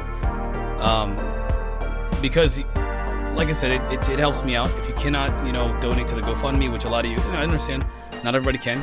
But if you can donate to the GoFundMe or join my Patreon, it would support what I do here. Keep me going and doing this. Platonic Zombie, thank you for coming on and telling me I'm wrong. I appreciate that. That was awesome. Great to have you on for the first time. I would like to have you on more often. If I have to adjust the time of the show, I will do it. I will freaking do it. Okay? So now I'm gonna share the Discord as well, so you guys can be a part of it. Anybody wants to be a part of the Discord can be a part of it.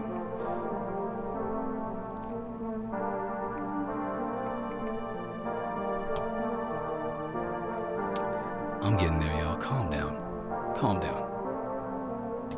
Calm your britches. Internet's weird today, man. It's really weird today. All right, Discord's there. My GoFundMe's there. Support's there.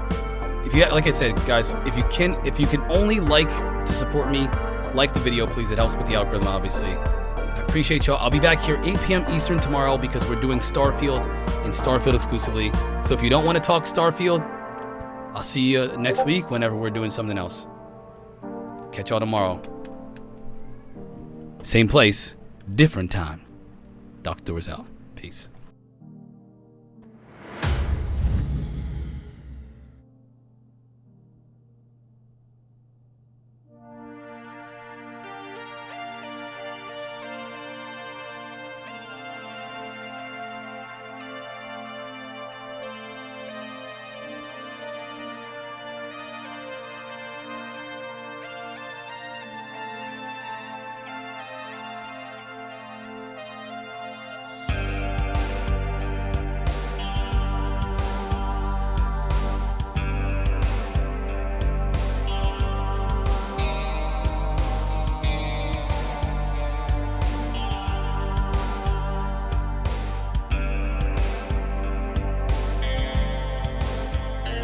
you.